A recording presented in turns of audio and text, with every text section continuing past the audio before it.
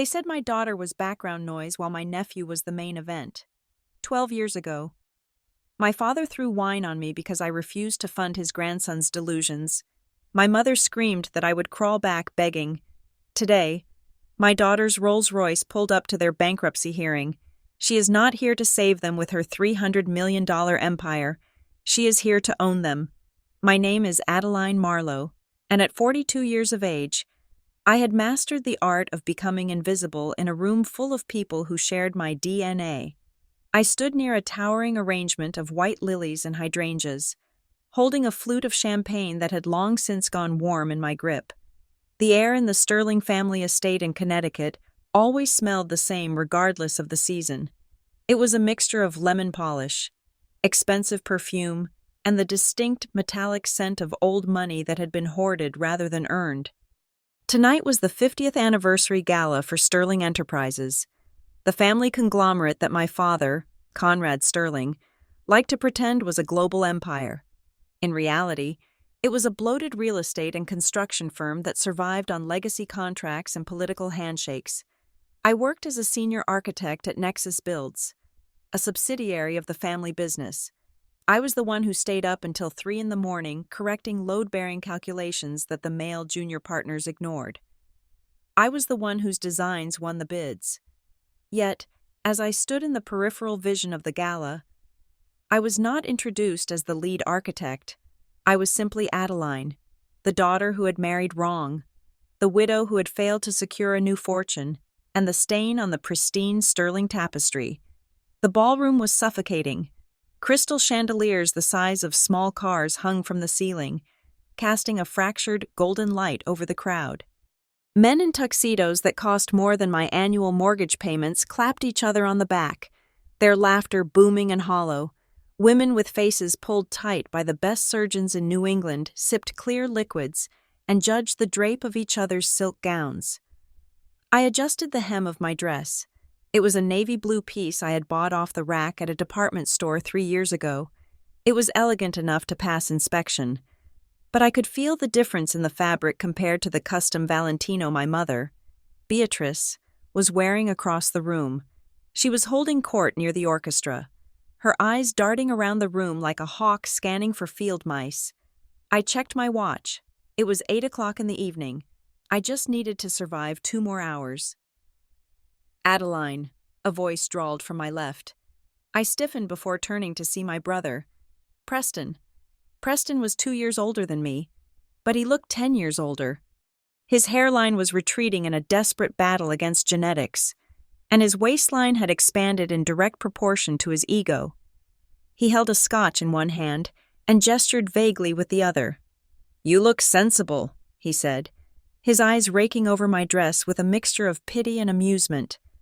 "Mother was worried you might wear that gray thing you wore to the funeral. Glad to see you put in a minimal amount of effort." "Hello, Preston?" I said, keeping my voice level. "The venue looks good. The renovation on the east wing came out well." I said this because I had designed the renovation.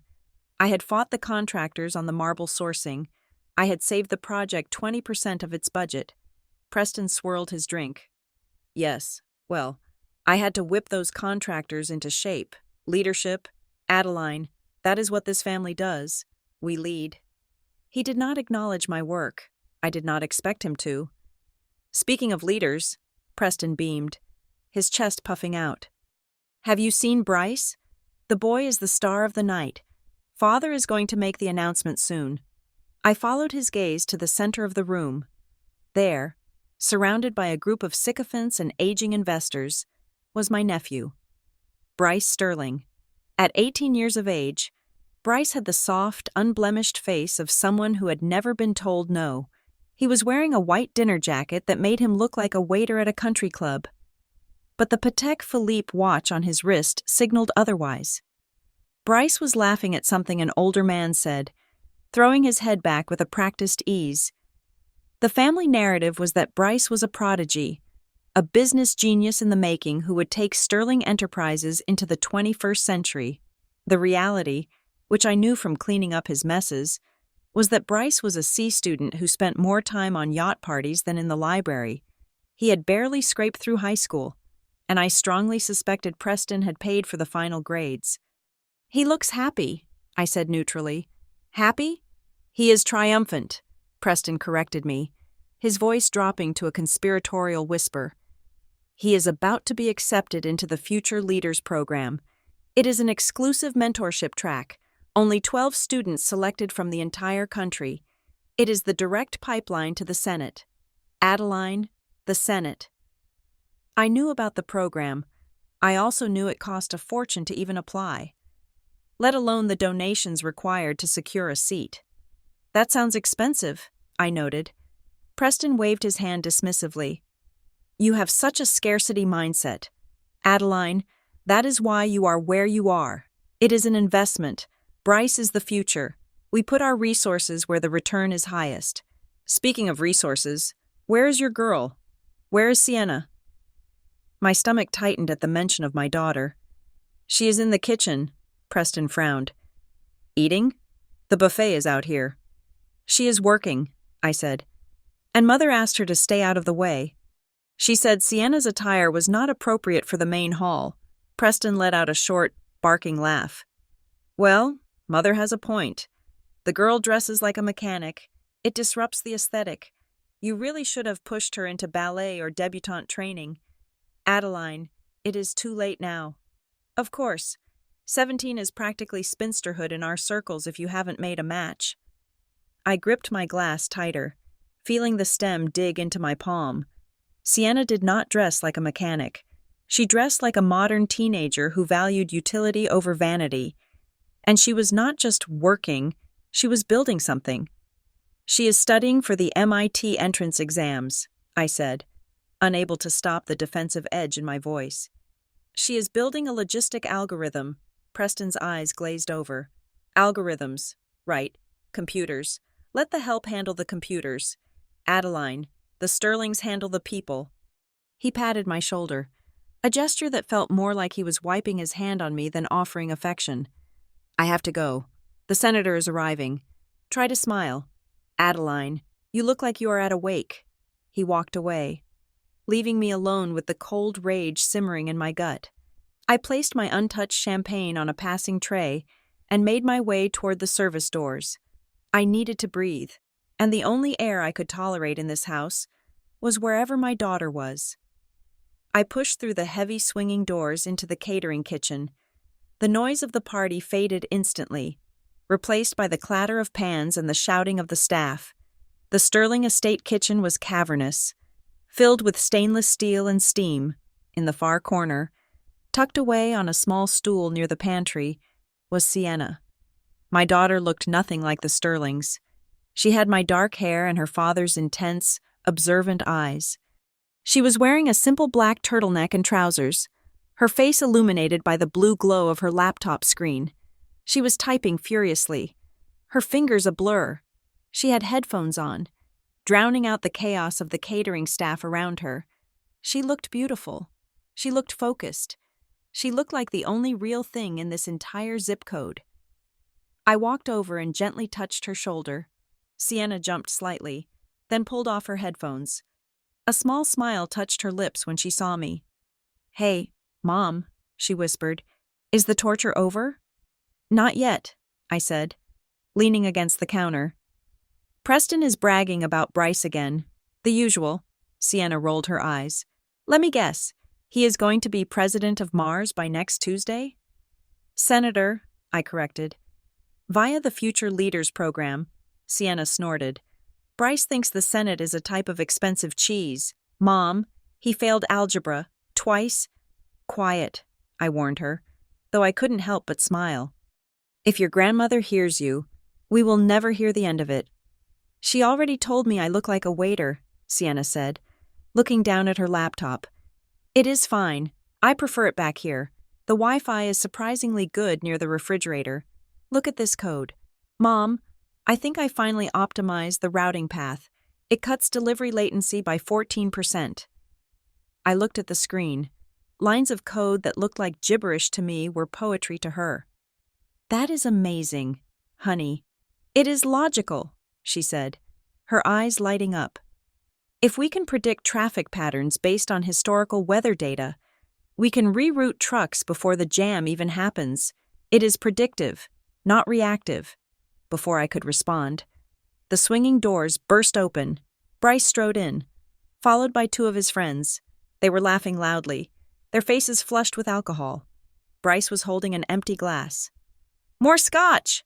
Bryce yelled at the head chef, snapping his fingers. "And make it the blue label, not the swill you are serving the guests."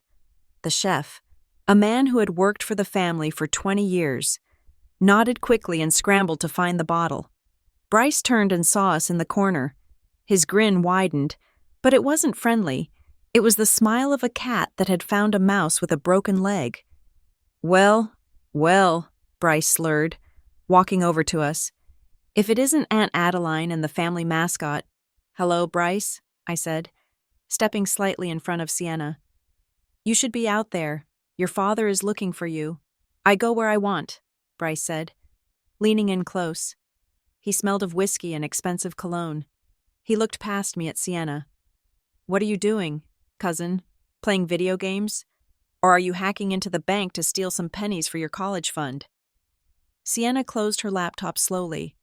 "I am working. Bryce, something you should try sometime." Bryce's friends snickered. Bryce's face darkened.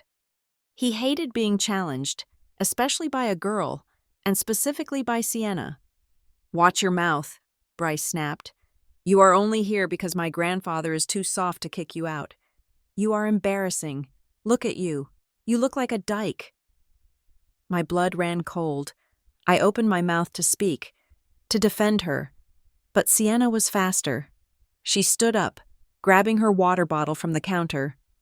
"Move, Bryce," she said calmly. "You are blocking the air." "Make me," Bryce sneered. He stepped forward, shoving her shoulder. It happened in slow motion. Sienna stumbled back, her hand jerked, and the open water bottle she was holding splashed its contents outward. A cup of water. That was all it was. The water hit Bryce's shoes, his pristine, patent leather, Italian loafers. Bryce looked down at his feet, as if he had been shot. "My shoes!" he shrieked. "You stupid bitch! These are custom. You ruined them." "It is just water, Bryce," Sienna said, though her face had gone pale. "It is water on $4,000 leather," Bryce screamed. He raised his hand as if to strike her. I caught his wrist. "Do not," I said, my voice low and trembling with a rage I had suppressed for decades. "Do not touch her." Bryce ripped his hand away, his eyes wild. "Grandmother!" he yelled at the top of his lungs. "Grandmother!" The kitchen doors swung open again. Beatrice Sterling stood there. She must have been following Bryce to ensure he didn't drink too much. She took in the scene instantly. Bryce's wet shoes, Sienna holding the bottle, and me standing between them. Beatrice did not ask what happened. She did not ask if everyone was okay. She marched across the kitchen, her heels clicking like gunshots on the tile. "What have you done?" she hissed, glaring at Sienna. "He pushed me. Grandmother," Sienna said, her voice steady. "It was an accident. Do not lie to me," Beatrice snapped. She turned to me. "Adeline, look at this. Look at what your savage daughter has done. Tonight of all nights. This is Bryce's night, and she tries to sabotage him?" "It was an accident." "Mother," I said, trying to keep the desperation out of my voice. "Bryce was teasing her, and he shoved her." "Bryce is a high-spirited boy," Beatrice yelled. "Sienna is a clumsy, jealous little girl. Look at those shoes. Do you have any idea how much those cost?" "No, of course you don't. You have never bought anything of value in your life." She grabbed a cloth napkin from a nearby tray and threw it at me. It hit me in the chest and fluttered to the floor. "Clean it up," Beatrice ordered. The kitchen went silent. The chefs, the waiters, Bryce's friends, everyone was watching. "Mother," I whispered, "please. Clean it up." Beatrice enunciated every word. "Show your nephew the respect he deserves. Since you cannot contribute money to this family, you can at least contribute labor. Clean his shoes, Adeline. Or take your daughter and get out of my house, and do not expect to be invited to Christmas." I looked at Sienna. Her eyes were wide, pleading with me not to do it. pleading with me to have some dignity, but I also thought about the letters of recommendation I needed from my father's connections for Sienna's college applications. I thought about the fact that if we left now, the family would cut us off completely, and Sienna would lose the only extended family she had. I thought about the isolation. I was a coward. I told myself it was strategy, but at that moment, it felt like cowardice. I slowly knelt on the cold kitchen tiles. Sienna made a small, choked sound. "Mom, no." I picked up the napkin. I reached out and wiped the water from Bryce's shoes. Bryce looked down at me, a smirk playing on his lips. He winked at his friends. "Good job, Auntie," he said. "Make sure you get the heel." I wiped the heel. I felt the heat rising in my cheeks, burning hotter than the ovens behind me. I felt a crack forming in the foundation of my soul. It was a hairline fracture, invisible to the naked eye, but I heard it. It was the sound of something structural giving way. "There," I said, standing up and dusting off my knees. "It is dry," Beatrice sniffed. "Next time, teach her to behave. Come, Bryce, the photographer is waiting." She swept out of the room. Bryce followed, laughing as he went, deliberately bumping my shoulder as he passed. I stood there in the silence of the kitchen. I could feel the eyes of the staff on me. I did not look at them. I turned to Sienna. She was packing her laptop into her bag. Her movements were jerky and fast. "Sienna," I started. "Don't," she said. She didn't look at me. Her voice was hard, harder than I had ever heard it. "Just don't, Mom." She slung her bag over her shoulder and walked out the back exit into the garden, into the dark. I stood alone in the kitchen. The smell of the expensive food was suddenly nauseating. I looked at my hands. They were trembling. I clenched them into fists, driving my fingernails into my palms until I felt the sharp bite of pain. It was the only thing that kept me from screaming. They thought I was weak. They thought I was broken. They thought that because I knelt, I was defeated. But as I stared at the swinging doors where my mother and the prince had exited, I realized something. You can only bend a structure so far before it snaps, and when a load-bearing wall snaps, the whole house comes down. I smoothed my dress, I fixed my hair, and I walked back out to the party. I had 2 more hours to endure, and for the first time in my life, I wasn't just enduring it to survive. I was enduring it because I was beginning to calculate exactly how much dynamite it would take to bring this whole kingdom to the ground. In the Sterling family, love was not a renewable resource. It was a currency, printed in limited batches and distributed solely based on the possession of a Y chromosome. This was not a suspicion I harbored in the dark corners of my mind. It was a statistical fact backed by 40 years of data points. I remembered my 16th birthday with a clarity that still stung like a paper cut. I had brought home a report card that was nothing short of perfection. Straight A's in advanced placement calculus, history, and literature. I had placed first in the state architectural drafting competition. I walked into the dining room expecting, perhaps not a celebration, but an acknowledgement. My present was wrapped in silver paper on the side table. It was a high-end vacuum cleaner. My mother, Beatrice, had smiled her thin, tight smile and told me that a woman needed to learn the tools of her true trade, regardless of her academic hobbies. She said it would prepare me for a husband. 2 years later, my brother Preston turned 16. He had a C average and had recently been suspended for setting off fireworks in the school locker room. His present was waiting in the driveway. It was a cherry-red convertible Mustang. My father, Conrad, tossed him the keys and told him that a man needed a machine that matched his spirit. Preston totaled the car 3 months later. They bought him another one. I still had the vacuum cleaner. Now, decades later, the cycle was not just repeating, it was accelerating. The disparity between my daughter, Sienna, and my nephew, Bryce, was so vast it was almost comical. For Bryce's 18th birthday, my parents transferred a significant block of Apple stock into a custodial account and leased him a Range Rover for Sienna's 17th birthday, which had occurred 2 weeks prior to the gala. The phone did not even ring. There was no card, no check, no acknowledgement that she existed on the same calendar as them. The most painful instance, however, had happened 6 months ago. It was the National High School Robotics Championship. Sienna had spent 4 months living on caffeine and determination. She had built an autonomous rescue bot capable of navigating unstable terrain. I had watched her solder circuit boards at the kitchen table until her fingers were blistered. We drove 4 hours to the convention center in Boston. The room smelled of ozone and teenage sweat. When they announced her name as the gold medalist, the first-place winner out of 500 entrants, I stood up and screamed until my throat was raw. I looked to the empty seats beside me, the seats I had reserved for Conrad and Beatrice. I had called my mother that morning to remind her. "We cannot make it, Adeline," Beatrice had said, her voice breezy and unbothered. "But Mother, it is the Nationals," I had pleaded. "She is going to win. She wants you to see it." "Bryce has a golf lesson with the pro from the country club," she replied. "His swing has developed a slice. It is crucial he fixes it before the summer season. You understand?" I did not understand. I looked at my daughter on that stage, holding a trophy that weighed 20 pounds, scanning the crowd for grandparents who were currently watching a mediocre boy hit a white ball into a net. When she saw me, she smiled. But I saw the flicker of disappointment in her eyes before she masked it. That was the moment I realized that their neglect was not passive. It was an active choice.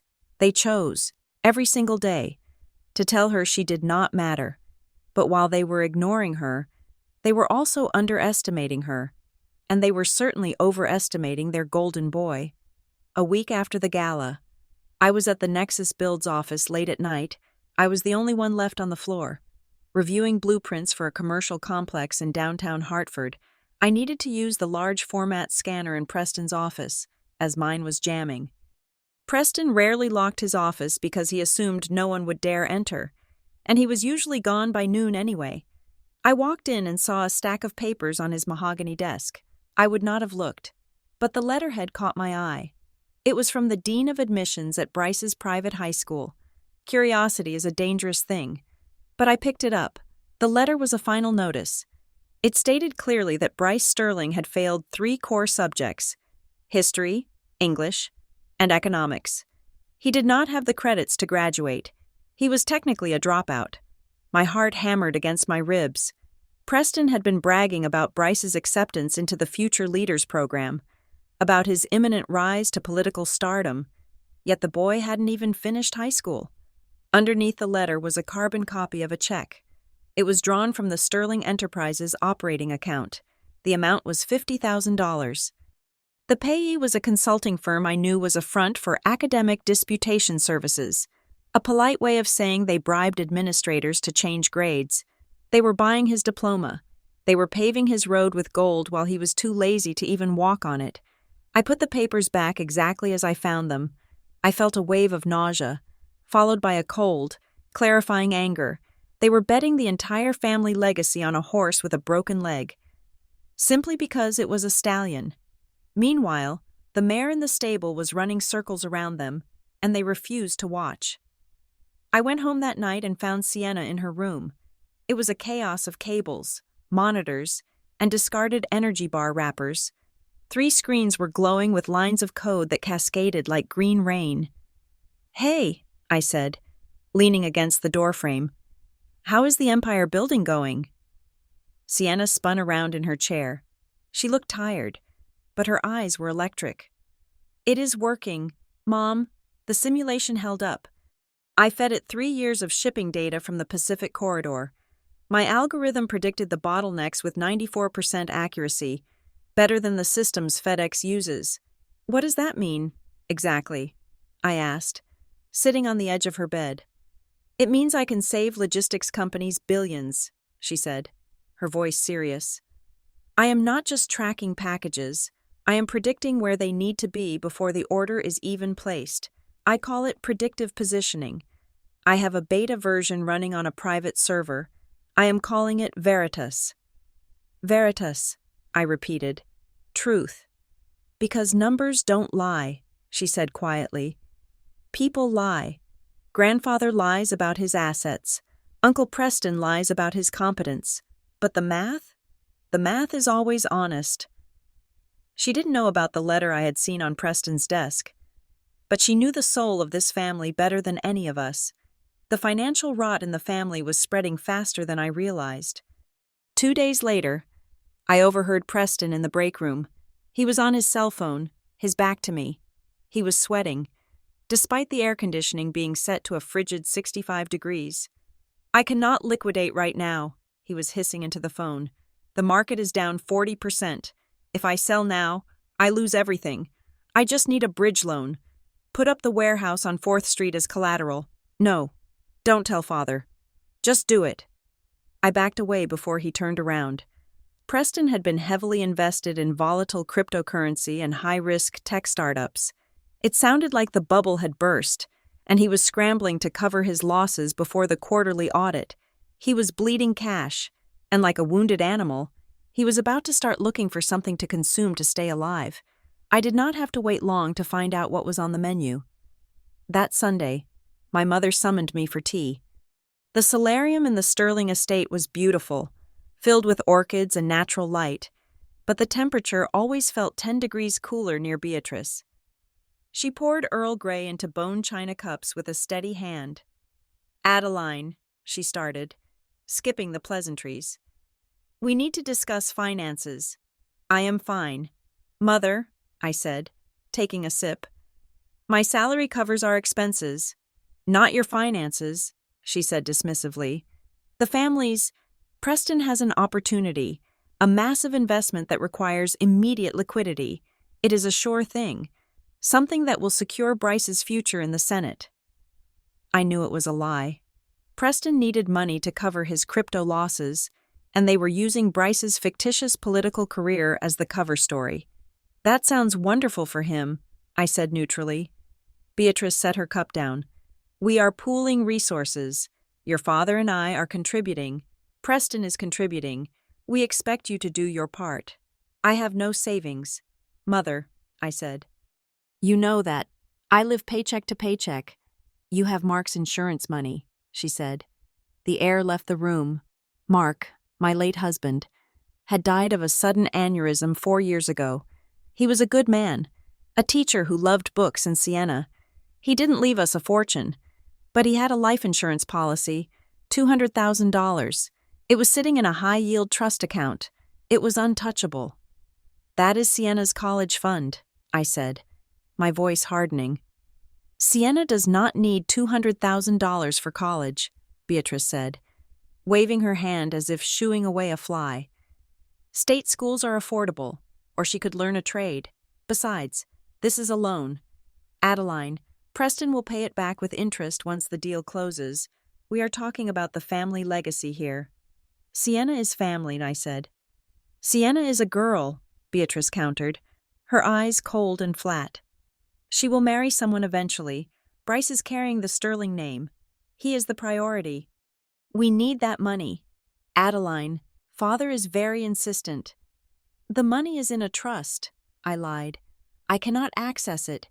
"You are the trustee," Beatrice said sharply. "Don't play games with me. You can withdraw it. Bring the check by Friday. Do not make your father ask you himself. You know how his blood pressure gets."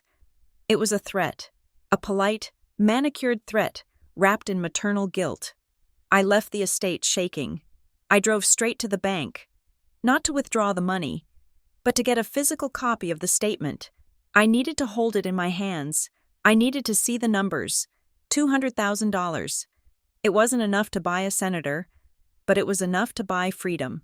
I picked Siena up from school that afternoon.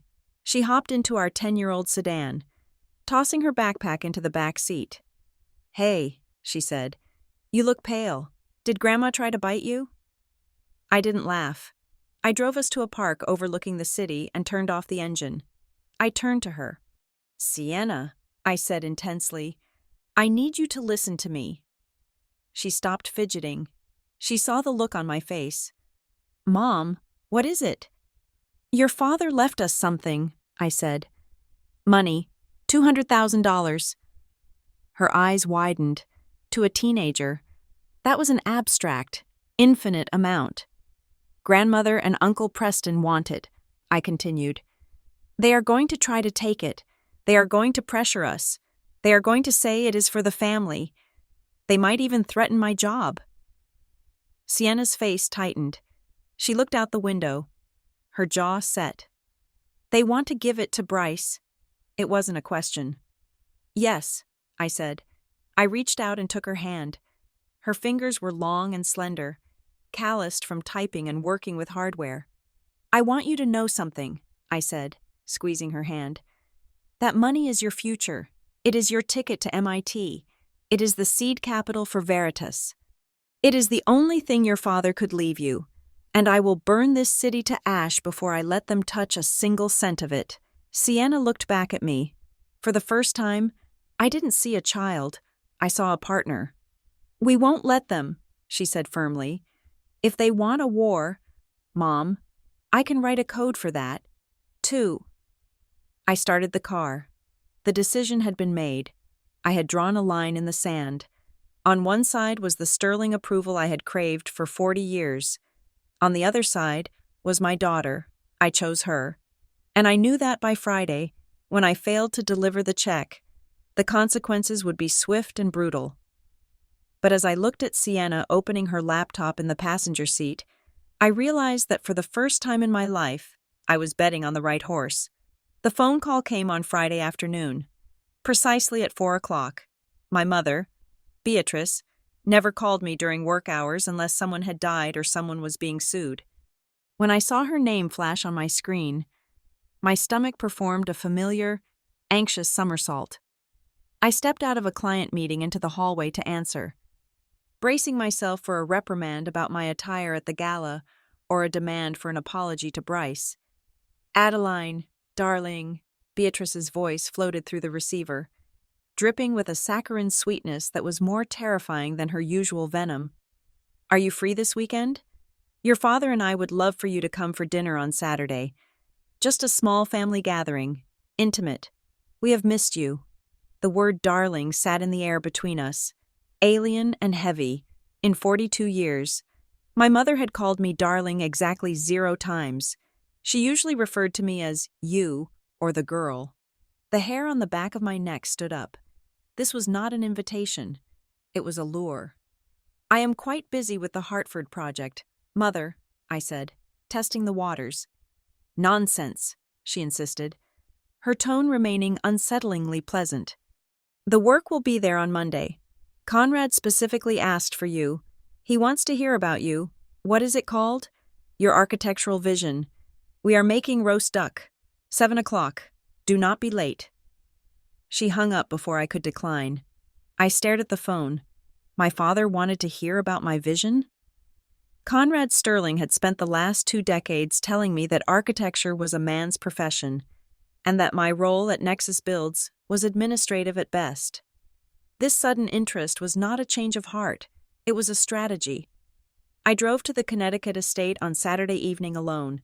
I had forbidden Sienna from coming. The air in that house was toxic enough for an adult who had built up an immunity. I would not expose my daughter to it again so soon. The house loomed against the twilight sky, a massive structure of brick and ivy that looked less like a home and more like a fortress designed to keep emotions out. As I walked up the stone steps, I clutched my purse tightly against my side.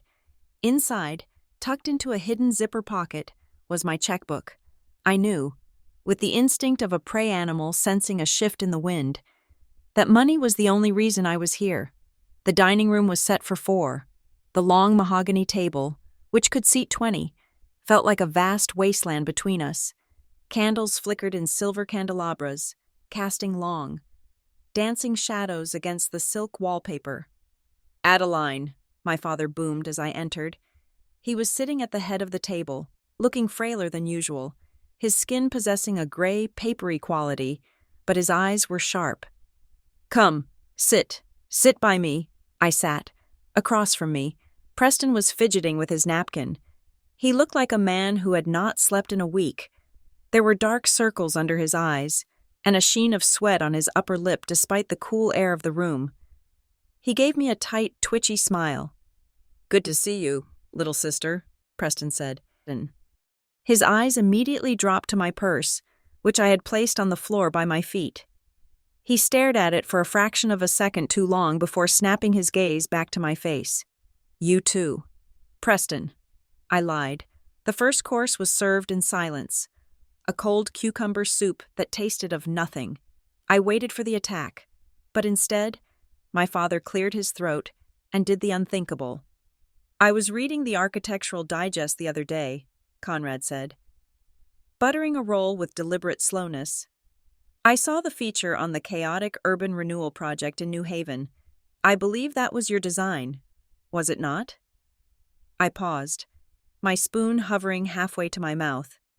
Yes, Father, I was the lead on that. Impressive, he nodded. The way you utilized the natural light to offset the brutality of the concrete. It showed perspective. I always said you had an eye for structure. You get that from me. Of course. I almost choked. He had never said I had an eye for structure. He had said I had an eye for wasting time on drawings. Thank you, I said, my guard rising higher. I enjoyed the challenge. We are very proud of you. Adeline, Beatrice chimed in from the other end of the table. You have made a nice little career for yourself. It is important for a woman to have hobbies that pay. Preston laughed. A sudden, jagged sound. Yes, very talented. Speaking of talent, how is Sienna? Still doing her computer thing? She is preparing for her SATs, I said, keeping it vague. And looking at universities. Universities, Preston repeated, licking his lips. Expensive things, universities. But necessary. I was just saying to Father, we need to ensure the next generation is positioned for power. Not just employment, but power. Exactly, Conrad said, slamming his hand down on the table with enough force to make the silverware jump. Power. That brings us to the news of the evening. A toast is in order. Beatrice signaled the staff, and champagne was poured. I did not touch mine. To Bryce, Conrad announced, raising his glass. Our future senator. To Bryce, Preston echoed, downing his glass in one gulp. What has happened? I asked, though I already felt the trap closing. Bryce has been accepted, Conrad said, his voice trembling with a mixture of pride and desperation. He has been invited to join the Global Elite Leadership Academy in Switzerland. It is not just a school, Adeline. It is a brotherhood. It is where the sons of diplomats, kings, and oil tycoons are forged. It is a direct pipeline to the Ivy League and then to Washington. I knew of this place. It was a finishing school for the delinquents of the ultra-wealthy. A place where rich families sent their problem children to be babysitted by ski instructors and retired generals. It was prestigious only in the sense that it was exclusive, and it was exclusive only because it was astronomically expensive. That sounds fitting for him, I said carefully. It is a once-in-a-lifetime opportunity, Beatrice said, leaning forward. The networking alone is worth millions. But there is a timeline. The acceptance came late because of the administrative mix-up with his high school diploma. We have sorted that out. Naturally. But the academy requires immediate confirmation. And by confirmation, Preston interrupted, they mean the enrollment fee, and the tuition, and the housing bond. How much? I asked. The table went silent. The only sound was the ticking of the grandfather clock in the hall. $250,000, Preston said. He said the number quickly, as if saying it fast made the amount smaller. I blinked. $250,000. It was an obscene amount of money for a glorified boarding school. Well, I said, Sterling Enterprises has had a good quarter. I am sure the company can cover it as a scholarship. Conrad coughed, a wet, rattling sound. He looked at Preston. Preston looked at his plate. The thing is, Preston began, his voice taking on a wheedling, pathetic quality. The company's liquid assets are currently allocated. We have tied up a significant amount of capital in the new waterfront development. It is all on paper. You see, we are rich in assets but temporarily poor in cash. This was the lie. I knew about the waterfront development. It had been stalled for months. The truth was that Preston had drained the operating accounts to cover his bad crypto bets, and now they were scrambling. "So you are cash flow negative," I stated. "It is a temporary liquidity crunch," Conrad snapped, his facade of kindness slipping for a moment. "It is a standard business cycle issue. The money will be freed up in 6 months when the bonds mature, but Bryce cannot wait 6 months. He needs to be in Zurich by next week. We need a bridge." "A bridge," I repeated. "We are pooling our personal funds," Beatrice said smoothly. "Your father and I are putting in 50,000. Preston is scraping together what he can. But we are short. We are short exactly $200,000. The number hung in the air like a guillotine blade. 200,000. The exact amount of Mark's life insurance policy. They knew. Of course they knew. Beatrice had been checking the mail when the insurance paperwork arrived 4 years ago. She had a memory like a steel trap when it came to other people's money. Conrad leaned forward, his eyes locking onto mine. The mask of the proud father was gone. In its place was the ruthless businessman who would sell his own organs to keep up appearances. "Adeline," he said softly, "we know you have that money sitting in the trust. Mark's money." "That is Sienna's money," I said. My voice was calm, but under the table, my hands were shaking. "It is family money," Conrad corrected. "And right now, the family needs it. It is a loan. Adeline, a short-term loan. We will pay you back with 10% interest in 6 months. Think of it as an investment. You are investing in your nephew's future."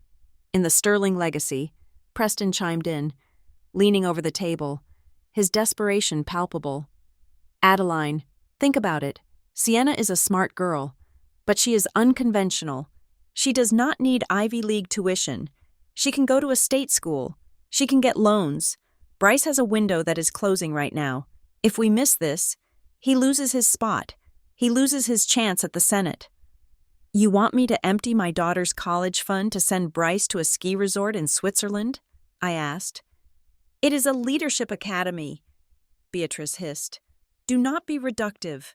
"I am not being reductive. Mother, I am being realistic," I said.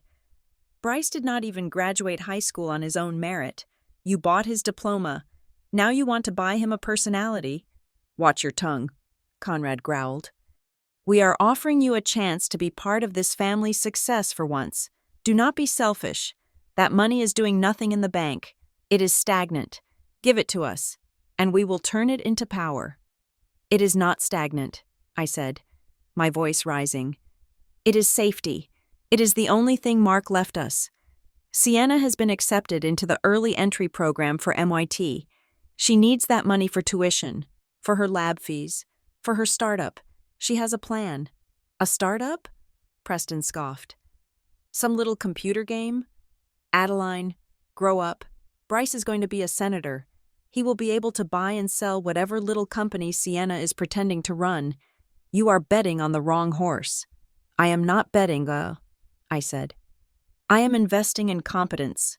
"Competence?" Conrad's face turned red. "You dare speak to me about competence? I built this family." "You inherited this family," I shot back, the words leaving my mouth before I could check them. "And you are letting Preston bankrupt it." The silence that followed was absolute. Preston looked like he had been slapped. Conrad looked like he was about to have a stroke. "I need that money, Adeline," Conrad said, his voice dropping to a terrifying whisper. "I am not asking as your father. I am telling you as the head of this house. You will write that check. You have your checkbook in your purse. I saw you put it in there." Preston stood up. He walked around the table toward me. He wasn't moving to attack me, but his proximity was a threat. He stood behind my chair, looming over me. "Just write the check, Addie," Preston said, his voice wet and shaky. "Don't make this ugly. We just need the bridge. I promise. I will pay you back. I just need time." I clutched my purse to my chest. The walls of the dining room felt like they were closing in. The smell of the roast duck was suddenly overpowering, the scent of grease and burnt rosemary making me gag. "No," I said. Conrad's eyes narrowed. "What did you say?" "I said no. I repeated. Standing up, my legs felt weak, but I forced them to hold my weight. I will not give you Sienna's money. Not a cent. Not for Bryce. Not for the company. Not if you were starving. You ungrateful little wretch, Beatrice spat, dropping her napkin. After everything we have done for you? We let you keep your job. We let you come to the gala. We tolerate your presence. You tolerate me because I make you money, I said. But you are not taking mine. If you walk out of here with that checkbook, Conrad said, pointing a shaking finger at me, you are declaring war. Adeline, you understand that? I will cut you off. I will have you fired from Nexus. I will make sure you never work in this state again. Do it, I said, though my heart was hammering so hard I thought it would burst. Fire me. Disown me. But you are not getting her money. I turned to leave. Preston reached out and grabbed my arm. His grip was clammy and desperate. Adeline, please, he begged. And for a second, I saw the terror in his eyes. He wasn't just worried about Bryce's school. He was in deep trouble. If he didn't get this money, something worse than a missed semester was coming for him. You don't understand. I need this. I looked at my brother. I saw the weakness, the entitlement, and the fear, and I felt nothing but disgust. Let go of me. Preston, I said coldly. He released me, stepping back as if burned. You are making a mistake, Conrad called out as I walked toward the door. You are choosing a girl over a king. You will regret this. Adeline, when Bryce is in the White House and Sienna is working at a call center, remember this moment. I stopped at the threshold of the dining room. I didn't look back. I will remember, I said. I will remember that you tried to eat your own young to save face. Enjoy your dinner. I walked out of the house, the heavy oak door slamming shut behind me with a sound like a gunshot. I ran to my car, fumbling with the keys, my breath coming in short, panicked gasps, as I sped down the long driveway, watching the lights of the Sterling estate fade in the rearview mirror. I knew the rising action was over, the war had begun, and they were going to come for us with everything they had. The politeness evaporated like steam on a cold mirror. The moment I turned my back, the Sterling facade of civility shattered, revealing the jagged, rusty steel beneath. Sit down. My father's voice was not a request. It was a command, roared with a ferocity that I had not heard since I was a child. He slammed his open palm against the mahogany table.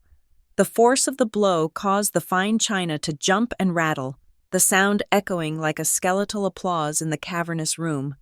I stopped. My hand was on the brass doorknob, but the sheer violence of his tone froze my feet. It was a conditioned response, a remnant of a childhood spent anticipating his moods. Do not you dare walk away from me, Conrad hissed. His face, usually a mask of pale composure, was flushed a deep, alarming crimson. We are not finished. I turned slowly. I am finished. Father, I gave you my answer. You gave me insolence, he spat. I am the head of this family.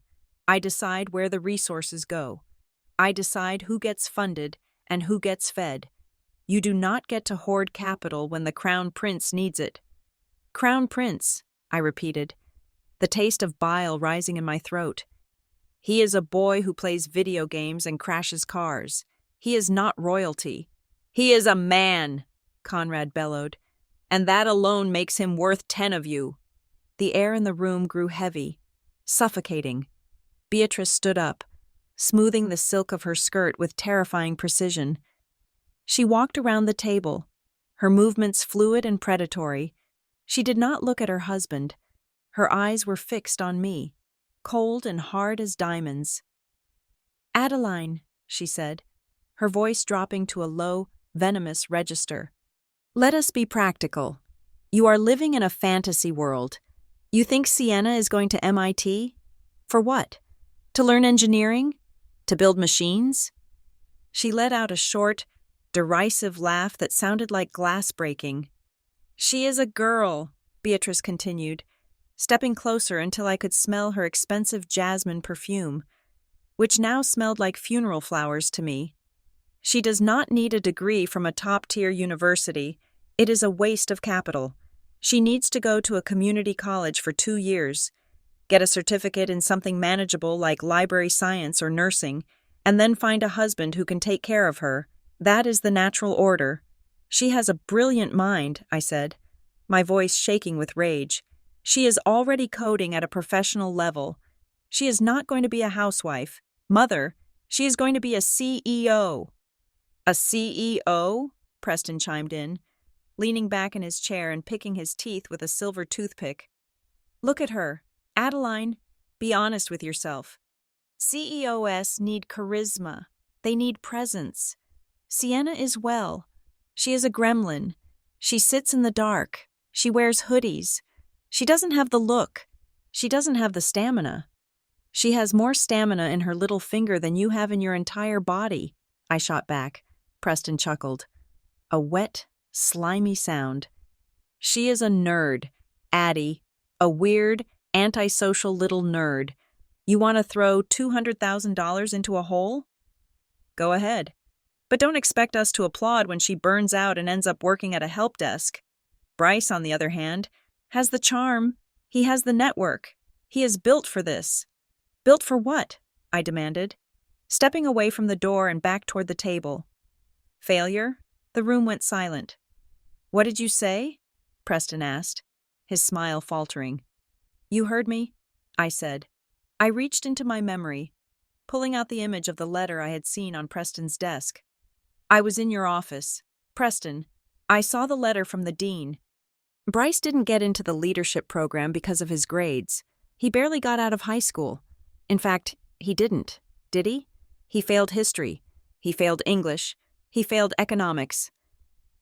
I looked at my father. Your crown prince is a high school dropout. You paid $50,000 to a consulting firm to scrub his transcripts. You are not funding his education. You are funding a cover-up.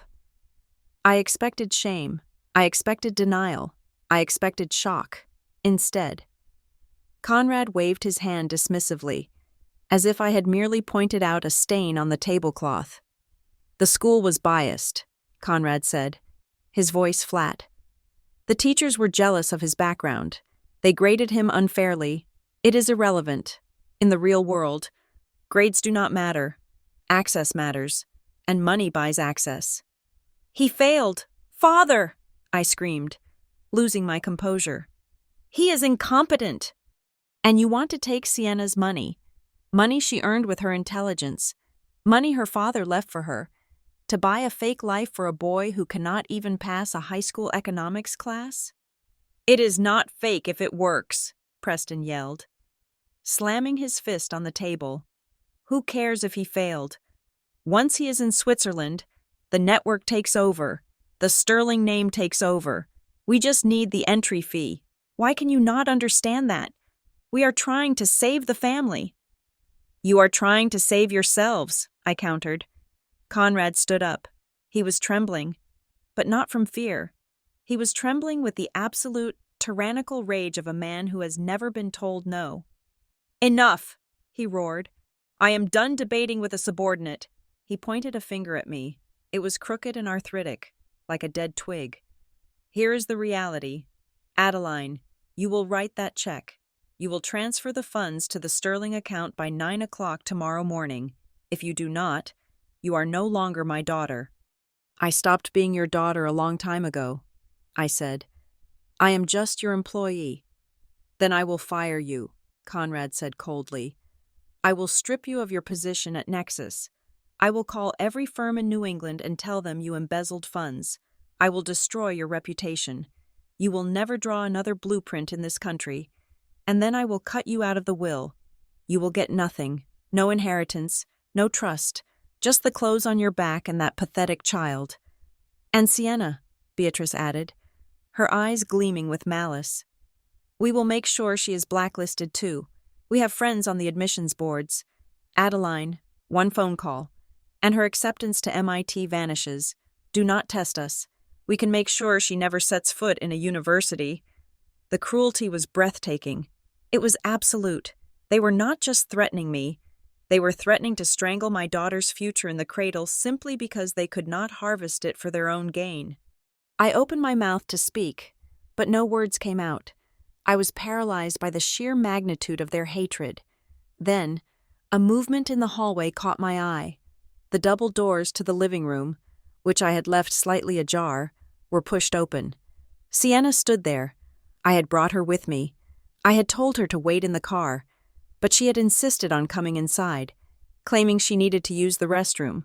I had left her in the foyer with her headphones, hoping she would be shielded from the venom, but she wasn't wearing headphones now. She stood in the doorway, wearing her oversized denim jacket and combat boots. Her face was pale, stripped of all color, but her eyes were dry. She looked at Conrad. She looked at Beatrice. She looked at Preston. She had heard everything. "Sienna," I breathed, my heart shattering. "Go back to the car." She did not move. She walked into the dining room. Her steps were silent on the plush carpet. She stopped beside me, standing shoulder to shoulder. She did not reach for my hand. She just stood there, a small, defiant statue against the towering monsters of my lineage.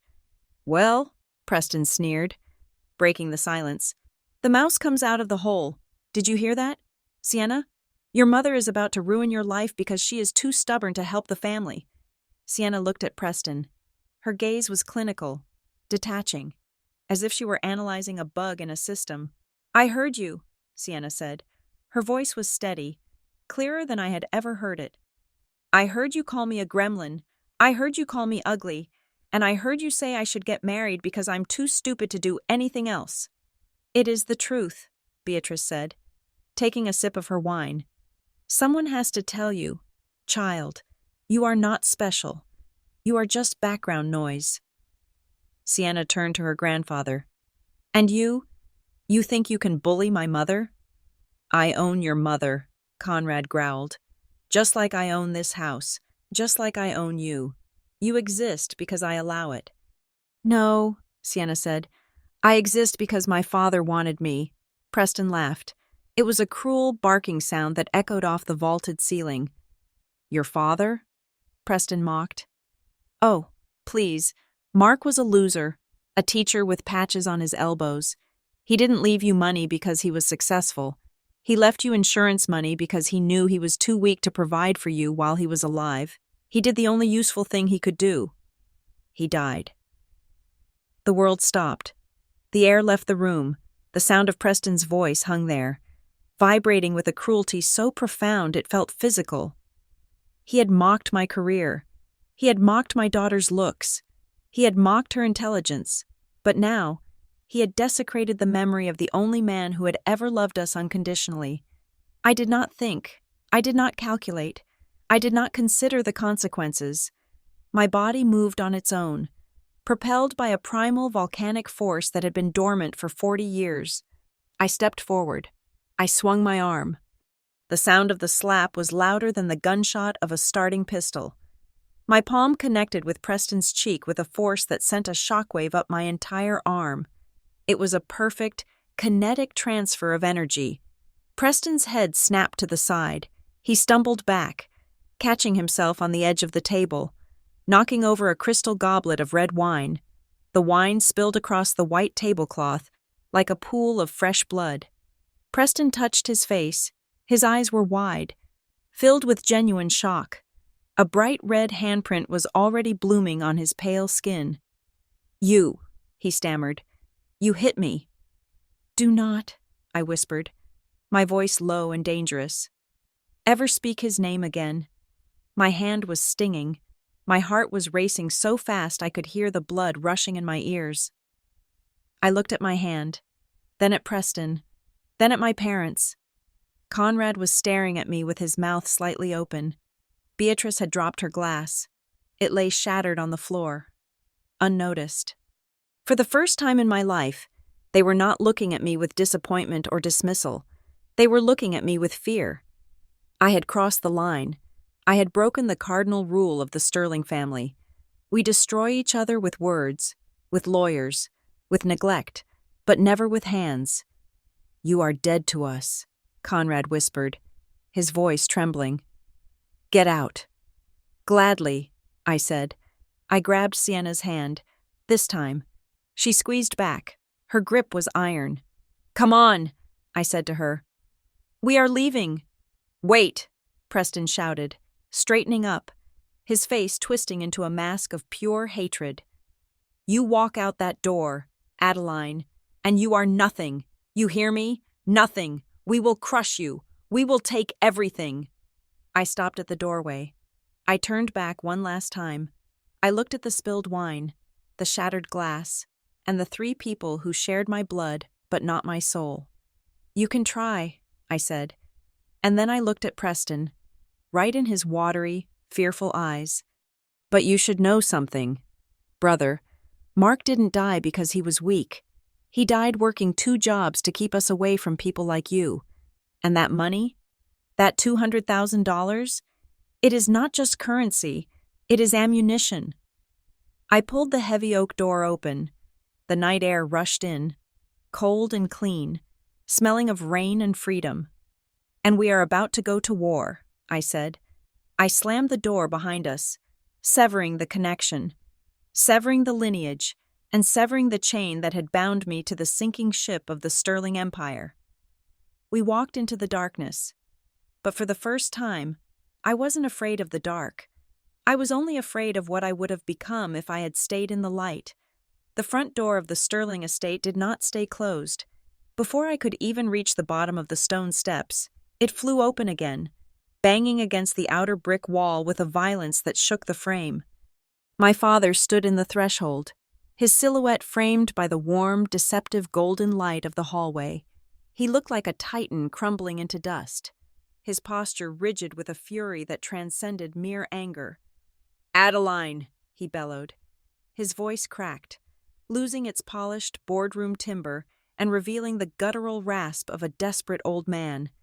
"You listen to me. If you step off this property, you are finished. Do you hear me? You are not a Sterling. I will scrub your name from the family Bible. I will burn your birth certificate. You are a ghost to me." I did not turn around. I kept my eyes fixed on the gravel driveway where my 10-year-old sedan sat like a rusted beetle among the peacocks. I gripped Sienna's hand so hard my knuckles turned white, but she did not flinch. She matched my pace, step for step, her boots crunching rhythmically on the stones. "Did you hear him, Mom?" she asked quietly. "Keep walking," I said. "Do not look back. Pillars of salt, Sienna. We are not turning into pillars of salt tonight." Something soft and heavy struck me in the back of the shoulder, sliding down to land in a puddle of muddy rainwater at my feet. I stopped. It was my coat, a beige trench coat I had saved up for 3 months to buy. I looked up toward the door. Beatrice was standing beside Conrad now. Her face was a mask of pure, distilled malice. She had not thrown the coat to help me. She had thrown it to discard me. "Take your rags!" she shrieked, her voice shrill and piercing against the cold night air. "And do not come crawling back to my doorstep when you are starving, when that little girl of yours is crying for bread. Do not call me. You chose this. You chose poverty." I looked down at the coat. The mud was already seeping into the fabric.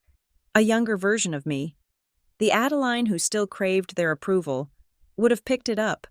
I would have tried to salvage it.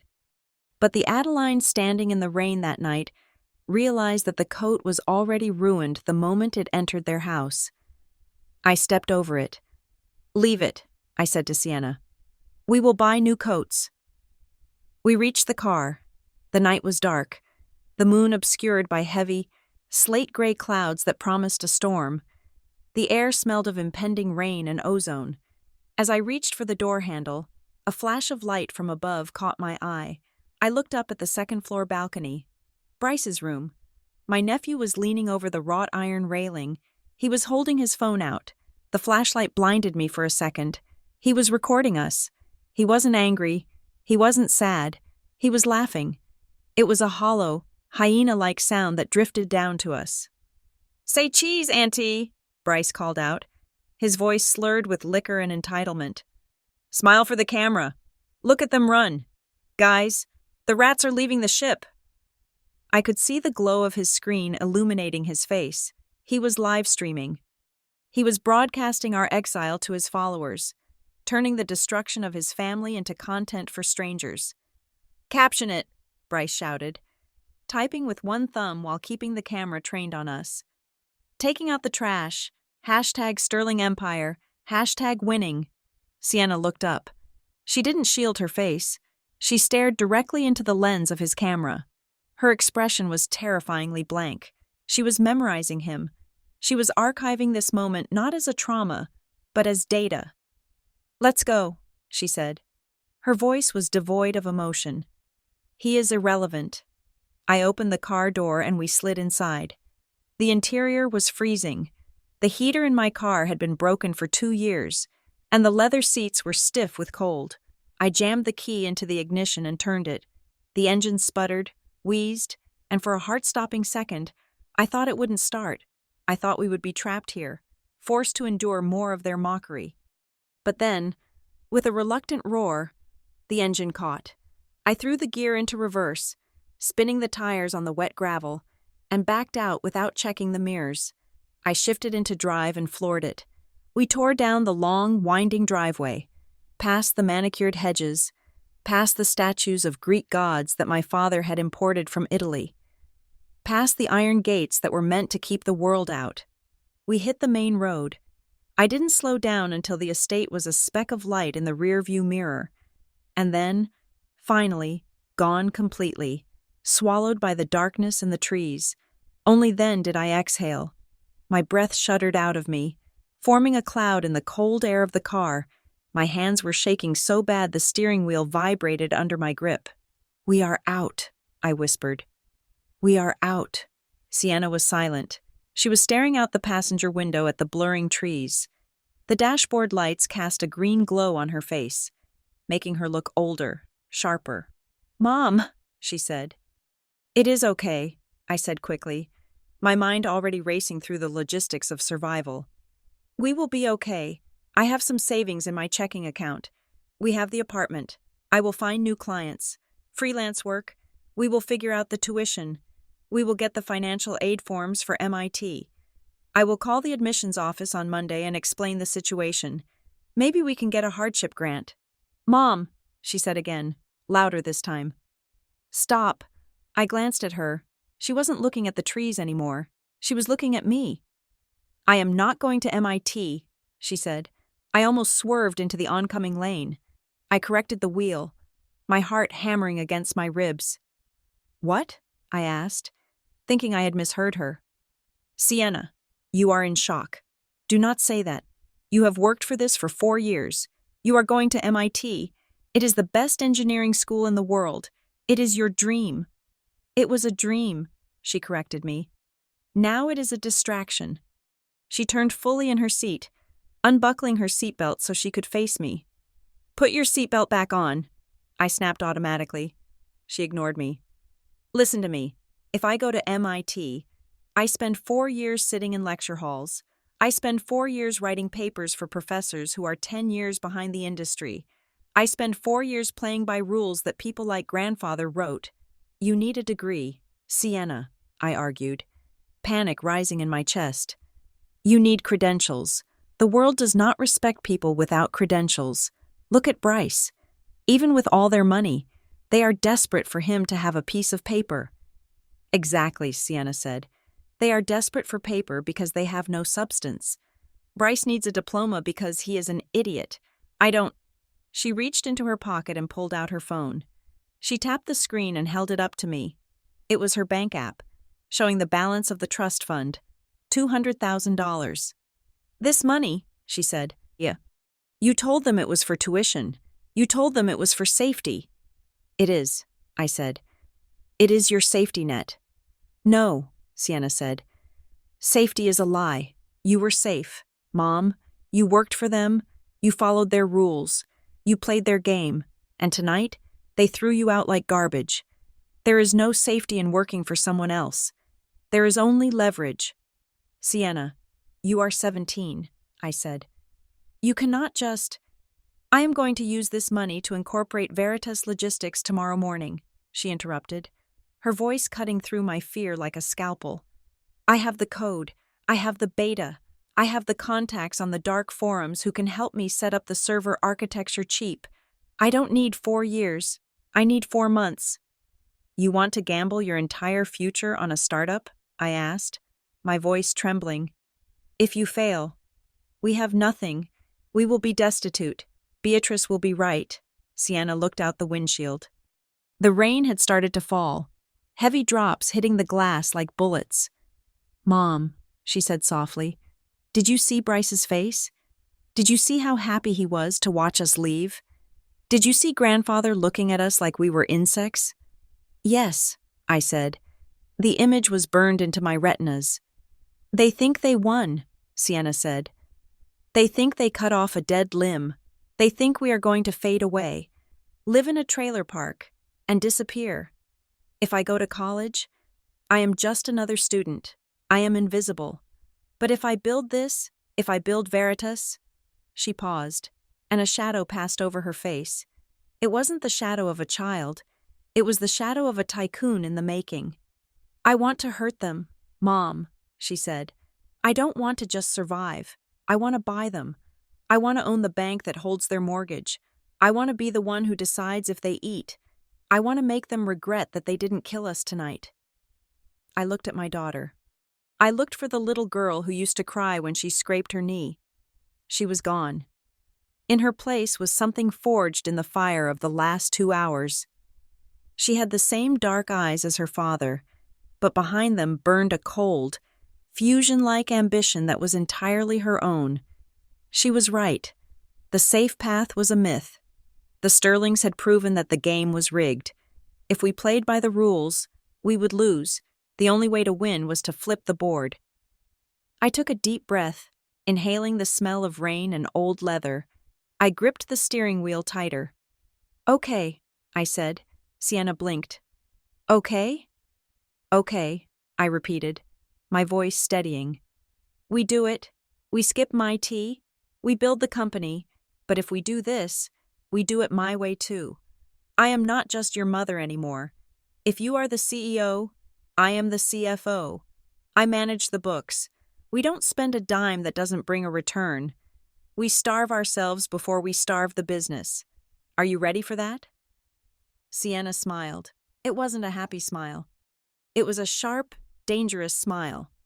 I was born ready. Then do it, I said. Cut the cord. Sienna nodded. She opened her phone again. She went to her contacts. She scrolled to grandfather. She hit block. She scrolled to grandmother. Block. She scrolled to Preston. Block. She scrolled to Bryce. She hovered her thumb over his name for a second. Taking out the trash, she whispered. She hit block. Then she went to her social media accounts. She deactivated her Instagram. She deactivated her Facebook. She went dark. Done, she said. They can't find us. They can't call us. We don't exist. Good, I said. We drive to Seattle. I have a friend there who can get us a cheap studio apartment in the industrial district. It is far enough away that they won't look, and it is a tech hub. We start driving tonight. It is a 40-hour drive, Sienna noted. We have coffee, I said, and we have $200,000. We drove into the night, the rain lashing against the windshield, washing away the Connecticut dust, washing away the Sterling name, washing away the fear. The road ahead was pitch black, illuminated only by the weak yellow beams of my headlights, but for the first time in 42 years. I wasn't looking for a destination that someone else had chosen for me. I was driving toward a horizon that we were going to build ourselves. Brick by digital brick, the rearview mirror was dark. I reached up and flipped the tab, tilting it toward the ceiling so I couldn't see behind me even if I wanted to. Hey, Sienna? I asked, after a few miles of silence. Yeah? That algorithm of yours, I said. The one that optimizes shipping routes. Does it account for obstacles? It eats obstacles, Sienna said, closing her eyes and leaning her head against the cool glass. It turns them into fuel. Good, I said, pressing my foot down harder on the accelerator. Because we are going to need a lot of fuel. We disappeared into the storm, leaving the ghosts in the manor to haunt themselves. The Sterling family thought they had disposed of us. They had no idea they had just released us from our cage. Seattle was not a fresh start. It was a cold, gray purgatory where we went to build a weapon. We rented a studio apartment in the industrial district of South Lake Union, before the tech giants gentrified it into a glass playground. It was 300 square feet of peeling paint, exposed pipes, and a radiator that clanged like a dying engine every time the temperature dropped below 40 degrees. The view from the single window was a brick wall and a dumpster that smelled of rotting fish and wet cardboard. This was the headquarters of Veritas Logistics. The first year was a blur of exhaustion that settled into my bones and refused to leave. I woke up every morning at 4 o'clock. By 5, I was on a bus heading to a small construction firm in Tacoma. I had lied on my resume, omitting my senior architect status and the prestigious projects I had led at Nexus Builds. I told them I was a draftsman with basic CAD skills. I took a job drawing retaining walls and garage extensions for $22 an hour. I worked 16 hours a day. I took every overtime shift available. I drank coffee that tasted like battery acid and ate sandwiches from gas stations. I did this because every cent I earned went to rent and electricity. Sienna's inheritance, the $200,000 that had caused the war with my family, was not for us. It was for the machine. Sienna did not go to orientation. She did not buy textbooks. She bought servers. She turned the only closet in the apartment into a server farm. She installed industrial cooling fans that hummed 24 hours a day, a constant, low-frequency drone that became the soundtrack of our lives. She hired 2 freelance engineers. One was a kid in Estonia who went by the handle Ghost Key, and the other was a former professor in Bangalore who had been blacklisted for hacking. She paid them in crypto, siphoning the insurance money into the digital void to build the architecture of her vision. Our living arrangement was a study in cognitive dissonance. By day, Sienna sat on a mattress on the floor, surrounded by empty ramen cups, wearing sweatpants that were fraying at the hems. She hadn't bought new clothes since we left Connecticut. She looked like a recluse. She looked like a child playing pretend. But when the video calls started, the transformation was terrifying.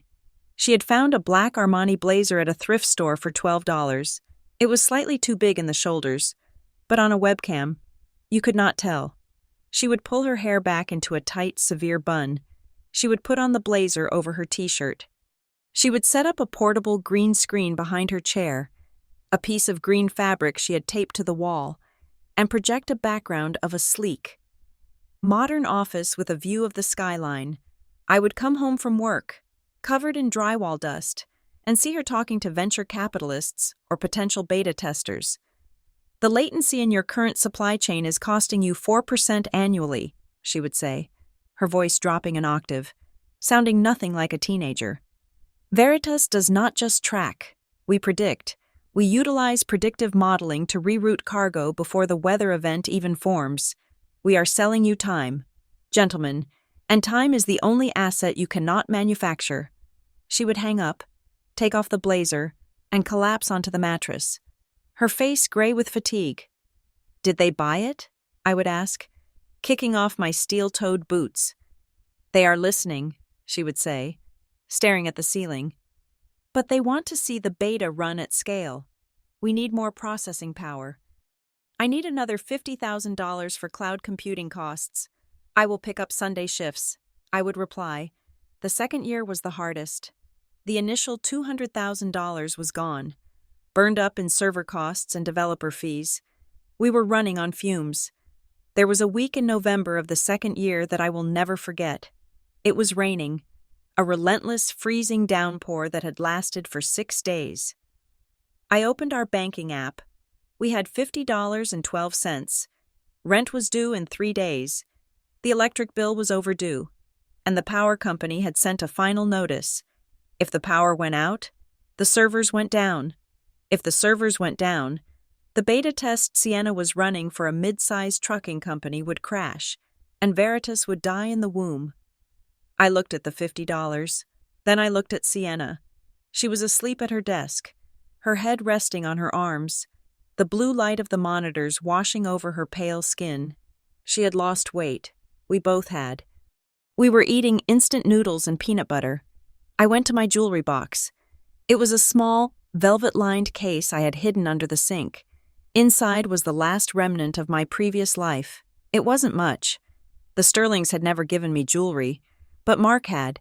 There was a pearl necklace he had given me for our 5th anniversary. There were diamond stud earrings from the Christmas before he died, and there was my wedding ring, a simple gold band with a modest solitaire diamond. I put them in my pocket. I put on my coat and walked out into the rain. The pawn shop was 3 blocks away. It smelled of stale cigarettes and desperation. The man behind the counter looked at the jewelry with bored, heavy eyes. He weighed the gold. He looked at the diamond through a loupe. $1,200 for the lot, he grunted. The ring is vintage, I said, my voice cracking. The clarity is VVS1. $1,200, he repeated, pushing the tray back toward me. Take it or leave it. I took it. I walked out of that shop $1,200 richer and entirely hollowed out. I paid the electric bill. I bought groceries, vegetables, chicken, actual food. I came home and cooked a meal. When Sienna woke up and smelled the roast chicken, she looked at me with confusion. Then she saw my bare finger. She stopped chewing. She looked at my hand, then at my face. She didn't say anything. She didn't cry. She just swallowed the food, her jaw working tight. I will buy you a new one, she said. I will buy you 10 of them. I will buy you the mine where they dig the diamonds out. Just write the code. Sienna, I said. Just make it work. While we were scraping the bottom of the barrel, the world outside kept turning. I kept tabs on the Sterlings. I had a burner phone that I used solely to check news alerts for Sterling Enterprises and Bryce Sterling. It was during our 3rd year in Seattle that the notification popped up. It wasn't on the front page of the Wall Street Journal. It was a buried article in a Swiss tabloid that I had to translate using software. American student expelled from elite academy. After drug raid. There was no photo of Bryce, but the details were unmistakable. A dormitory raid. Cocaine, a lot of it. The article mentioned that the student was the heir to a Connecticut real estate fortune. It also mentioned that no charges were filed and the student had quietly returned to the United States. Preston and Conrad had cleaned it up. They had thrown money at the problem, money they probably didn't have, to keep Bryce out of a Swiss prison. I showed the tablet to Sienna. She read it, her face expressionless. Entropy, she said. Chaos increases in a closed system. They are rotting from the inside out. They are still rich, I said bitterly. He is back in Connecticut, probably driving a new car. Let him drive, Sienna said, turning back to her screens. He is driving in circles. We are building a highway. The breakthrough did not happen with fireworks. It happened with a phone call at 3 a.m. on a Tuesday in our 4th year. Sienna was awake, monitoring a live test of the Veritas algorithm. By this time, we had secured a few small contracts, regional delivery firms, a courier service in Oregon. We were no longer starving, but we were still living in the studio apartment, pouring every cent of profit back into the company. The phone rang. It was a number with a country code I didn't recognize immediately, +49. Germany. Sienna put it on speaker. This is Veritas Logistics? A man's voice asked. He had a heavy accent, precise and clipped. This is the director of operations, Sienna said, using her deepening voice modulation. This is Heinrich Vogel. I represent Hapag-Lloyd, the voice said. My breath hitched. Hapag-Lloyd, one of the largest shipping container lines in the world. We have been monitoring your pilot program with the Oregon distributors, Vogel said. Your efficiency metrics are anomalous. They are accurate, Sienna said, her voice steady. If they are accurate, Vogel continued, then you have solved the empty container repositioning problem that has plagued this industry for 50 years. We want to license the software, exclusively. Sienna looked at me. Her eyes were wide, the pupils dilated. She muted the microphone. They want exclusivity, she whispered. Ask for a meeting. I whispered back. Do not give them exclusivity yet. Make them hungry. Sienna unmuted the line. Mr. Vogel, exclusivity is a premium product. We are currently in discussions with Maersk. It was a lie. A bold, terrified lie. We had never spoken to Maersk. There was a silence on the other end of the line. It lasted for 10 seconds. Those 10 seconds felt longer than the 4 years we had spent in that apartment. I will be in Seattle on Friday, Vogel said. I will bring our legal team. If your software can do what you say it can do, we will beat any offer Maersk puts on the table. The meeting took place in a rented conference room in a shared workspace downtown. We spent $500 renting the room for 4 hours to make it look like we had an office. Sienna wore her thrift store blazer. I wore a suit I had bought at an outlet mall. We walked in with nothing but a laptop and a projection of the future. When we walked out 4 hours later, we had a signed letter of intent, a licensing deal, $5 million up front, plus a recurring revenue model based on percentage of fuel saved. We sat in the car in the parking garage. The rain was hammering on the roof, just like the night we left Connecticut. Sienna looked at the piece of paper in her hand. Then she looked at me. Mom, she said, we did it. Not yet, I said, my accountant brain kicking in, the protective layer forming over the joy. We need to incorporate properly. We need a shell company. We cannot use our names. If the Sterlings find out we have money, they will come for us. They will sue. They will claim the initial $200,000 was stolen. They will try to claim intellectual property rights. We hide, Sienna agreed. We stay in the shadows. I will be the CFO, I said, but on paper. We use a proxy, a law firm. Veritas Logistics will be owned by a holding company in Delaware, which is owned by a trust in the Caymans. Your name will not appear on a single public document. You are the ghost CEO. And you? She asked. I am the gatekeeper, I said. I manage the money, I make sure it grows, and I make sure they never see it coming. We drove back to the studio apartment. We didn't pop champagne. We didn't go out to dinner. We went back to work. But that night, as I lay on my mattress listening to the hum of the servers, I didn't hear a machine. I heard a heartbeat. A massive, mechanical heart that was growing stronger with every second. We were no longer surviving. We were hunting, and the prey, sitting comfortably in a mansion 3,000 miles away, had no idea that the trap had just been set. Sienna slept for 12 hours straight. When she woke up, she transferred the $5 million into a diversified portfolio I had designed. Then she looked at me and said, Now we buy the real servers. Veritas Logistics exploded. In the tech world, we were a myth. No one knew who the founder was. Forums speculated it was a defector from Google or a rogue AI developed by the military. We let them talk. We stayed in our new, secure office building with keycard access and frosted glass. I stopped working at the construction firm. I started wearing silk instead of polyester, but I never forgot the feel of the mud on my trench coat. I kept the receipt from the pawn shop framed in my office drawer, a reminder of the price of admission. Meanwhile, the silence from Connecticut was deafening. They thought we were dead. They thought we were failures. They didn't know that every container ship crossing the Pacific, every truck navigating the interstate, every package arriving on a doorstep was paying a fraction of a cent to the girl they had called a mistake. We were not just rich. We were the infrastructure. And when you own the road, eventually, everyone has to pay the toll. 10 years is a long time in the life of a human. But it is an eternity in the life of a business.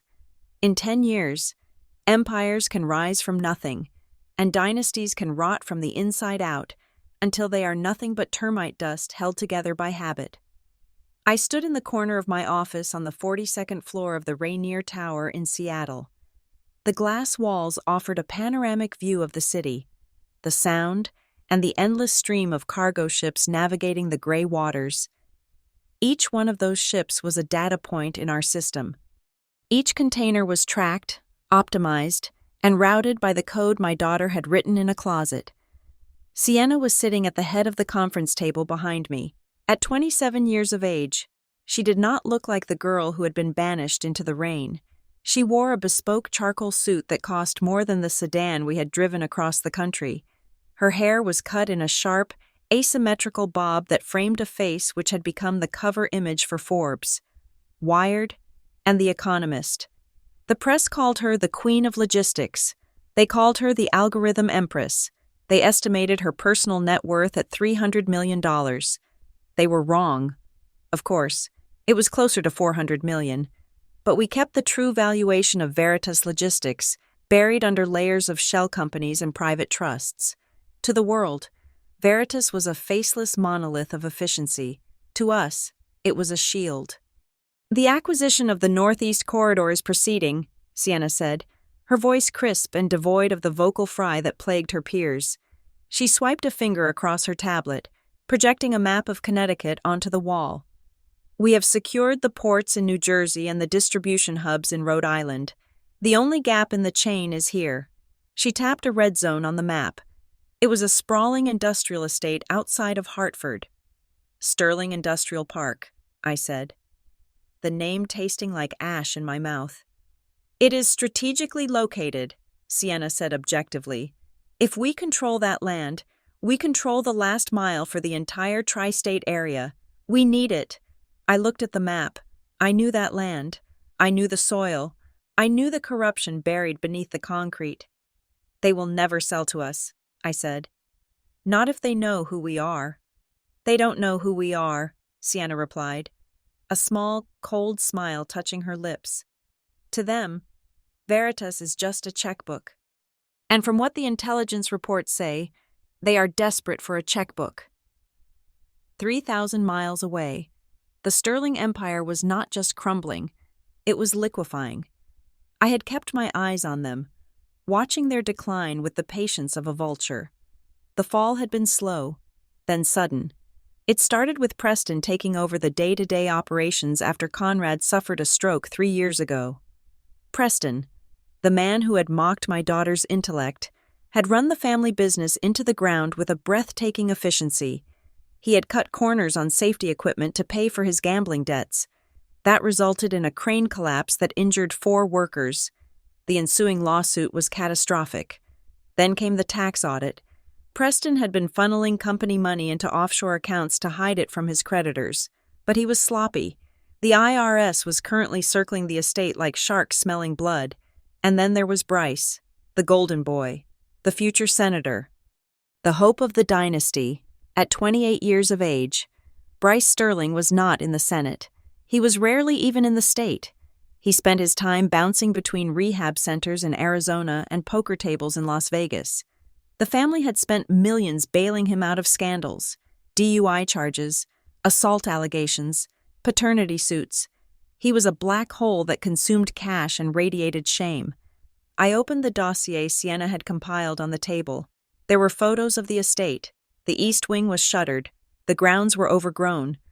A bank notice was taped to the front gate. "They are insolvent," I said, reading the report. "They are leveraging the furniture to pay the legal fees." "They are cornered animals," Sienna corrected. "And cornered animals are predictable. They are looking for a savior." The intercom on my desk buzzed. "Ms. Marlowe," my assistant said, "you have a letter. It was forwarded from your old P.O. box in New Haven. It is marked urgent." I felt a chill that had nothing to do with the office air conditioning. "Bring it in." The envelope was heavy. Cream-colored linen paper with the Sterling crest embossed in gold foil. The foil was flaking off slightly at the edges. I opened it with a letter opener that looked like a dagger. I read it aloud to Sienna. "My dearest Adeline, time has a way of healing all wounds, and as I sit here in the twilight of my years, I find myself longing for the warmth of family. We have been too long apart. Your father and I speak of you often. We wonder how you are faring in the world. We are hosting a gala next Saturday at the Sterling Grand Hotel. It is to celebrate the resilience of our family and to welcome new partners into our business. We would be overjoyed if you would attend. It is time to put the past behind us and look to the future." There are matters of the estate that we must discuss, matters that require your signature to ensure the legacy is preserved for everyone, including dear Sienna. Please come home. Love, Mother. I dropped the letter on the desk. It reeked of desperation and deceit. Love, Mother, I repeated dryly. She hasn't loved anything that didn't have a price tag since 1980. They don't want to reconcile, Sienna said, picking up the letter and scanning it. Matters of the estate, that is the key phrase. They want to sell the land. But they can't, I realized. The pieces clicking into place. Grandmother Marlowe, my father's mother, left that specific parcel of land in a trust. It cannot be sold without the unanimous consent of all living direct descendants. That includes me. And since they disowned you verbally, but were too arrogant to file the paperwork to disown you legally, Sienna surmised, they need your signature to close the deal. They want to sell the land to Veritas, I said, looking back at the map. They want to sell it to us, but they can't sell it until I sign off on it. So they are inviting me back to trick me into signing away my rights. And they are inviting Veritas to the same party to pitch them the sale, Sienna said. Her eyes lit up with a dangerous intelligence. They invited the buyer and the obstacle to the same room, without realizing they are mother and daughter. It is a trap, I said. It is an opportunity, Sienna countered. She stood up and walked to the window. The reflection in the glass showed a woman who commanded fleets of ships and armies of trucks. They have invited a representative from Veritas to attend this gala, Sienna said. They are expecting a corporate suit, a lawyer, someone they can dazzle with cheap champagne and lies about the property's value. They think they can charm the investor and bully the daughter. They have no idea, I whispered. I accepted the invitation this morning, Sienna said, turning to face me. As the CEO of Veritas, you are going? I asked. We are going, she corrected. You are going as the prodigal daughter, returning to the fold. I am going as the shark they invited into the tank. They will recognize you, I said. It has been 10 years. But, will they? Sienna interrupted. Look at me. Mom, do you see the little girl in the hoodie who cried over spilled water? Or do you see a woman they never bothered to look at closely enough to memorize? I looked at her. She was right. To them. Sienna had been invisible, a prop, a nuisance. They had never really seen her, and even if they searched for her name, they wouldn't find it. She had legally changed her surname to Veritas 5 years ago. It was a power move that I had initially questioned but now understood perfectly. And Bryce? I asked. Is he going to be there? He is the guest of honor, Sienna said, tapping the tablet again. Preston is marketing him as the Vice President of Strategic Development. They are trying to package him as part of the deal. They want the new investors to hire him. I laughed. It was a dark, sharp sound. They want to sell us the land and the parasite attached to it. So, Sienna said, leaning her hands on the table. Here is the plan. We fly to Connecticut on the private jet. We arrive separately. You go in first. You let them play their little game. You let Beatrice guilt-trip you. You let Conrad yell at you. You let Preston show you the papers. And then? And then I walk in, Sienna said. And we buy it all. They think they are hunters, I said, picking up the invitation and tearing it slowly in half. They think they are luring a sheep back to the slaughter. They forgot that sheep grow wolves in their bellies, Sienna said. The preparation for our return was military in its precision. We didn't just pack bags. We prepared a dossier. I had my legal team, a team of 12 sharks who made Preston's strip mall lawyers look like children, pull every public record on the sterling debts. We bought the debt notes from the secondary market. Technically, we already owned 40% of their company through outstanding loans they had defaulted on. We just hadn't called in the debt yet. We were going to call it in over appetizers. I looked at the calendar. The gala was in 3 days.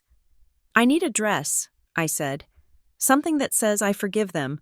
But I also have a lawyer. No, Sienna said. Wear something that says you don't need their forgiveness.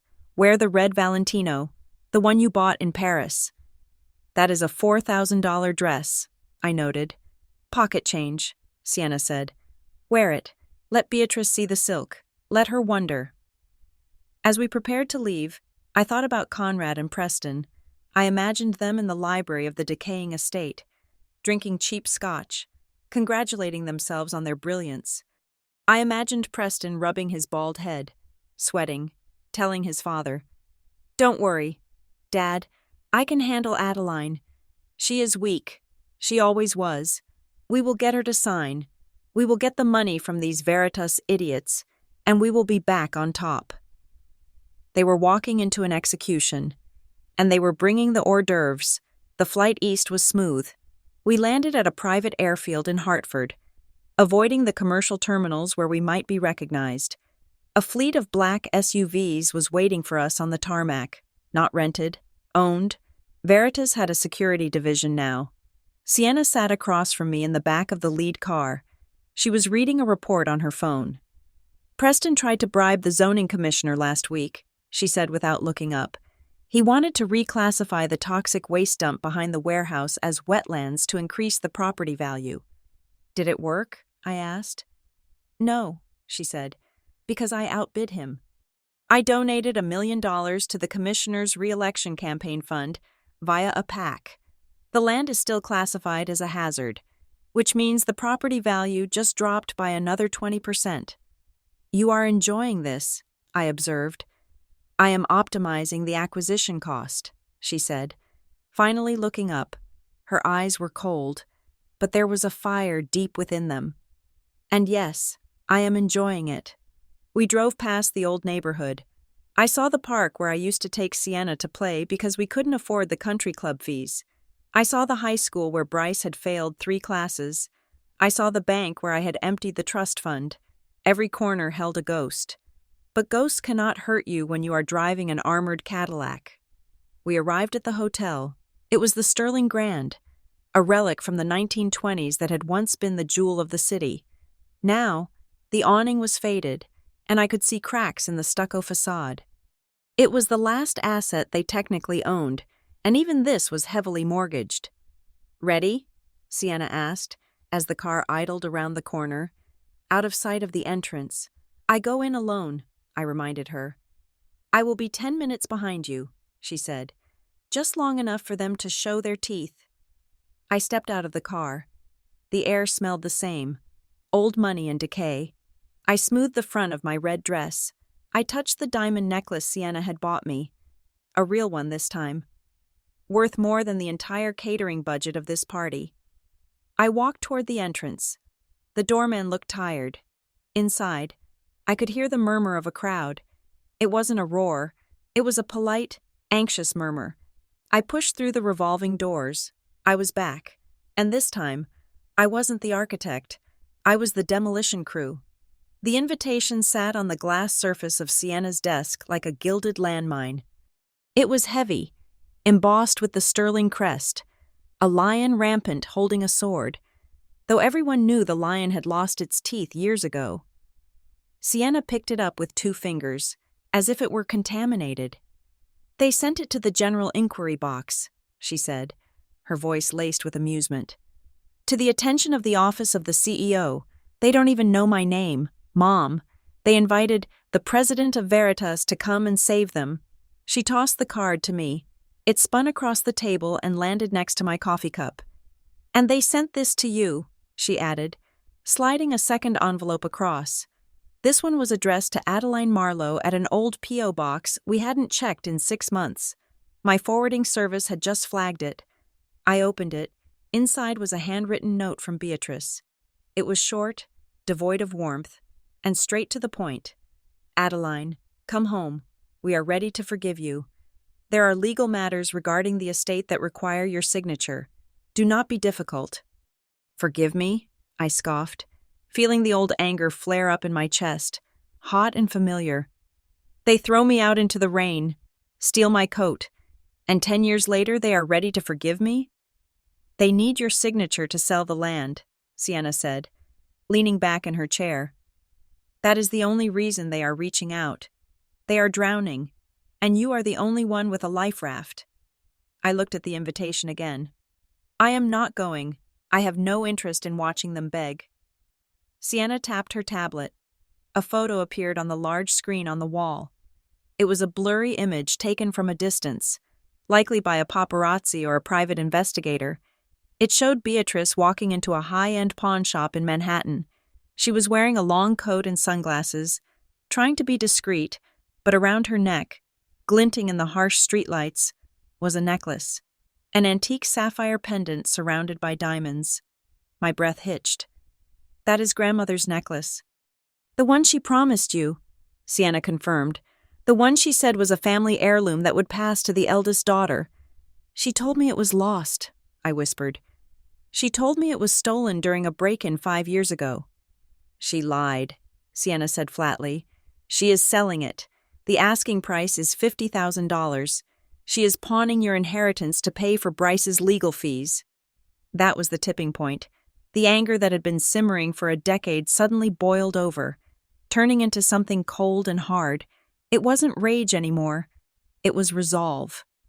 Okay, I said, staring at the image of the necklace. Let's go. Sienna smiled. It was a terrifying smile. I was hoping you would say that. She stood up and walked to the window, looking out at the Seattle skyline that we had conquered. But we are not going back as family. We are not going back to cry or to yell. We are going back as business. What is the plan? I asked. I have already set it in motion, Sienna said. Veritas has been buying up sterling debt for 18 months. We own 51% of their outstanding loans. We own the mortgage on the factory. We own the lien on the hotel. We own the notes on Preston's personal credit line. She turned to face me. Technically, I am not their granddaughter anymore. I am their bank. So we walk in and foreclose? No, she said. That is too quick. We let them pitch us. We let them try to sell us their garbage company. We let them lie to our faces.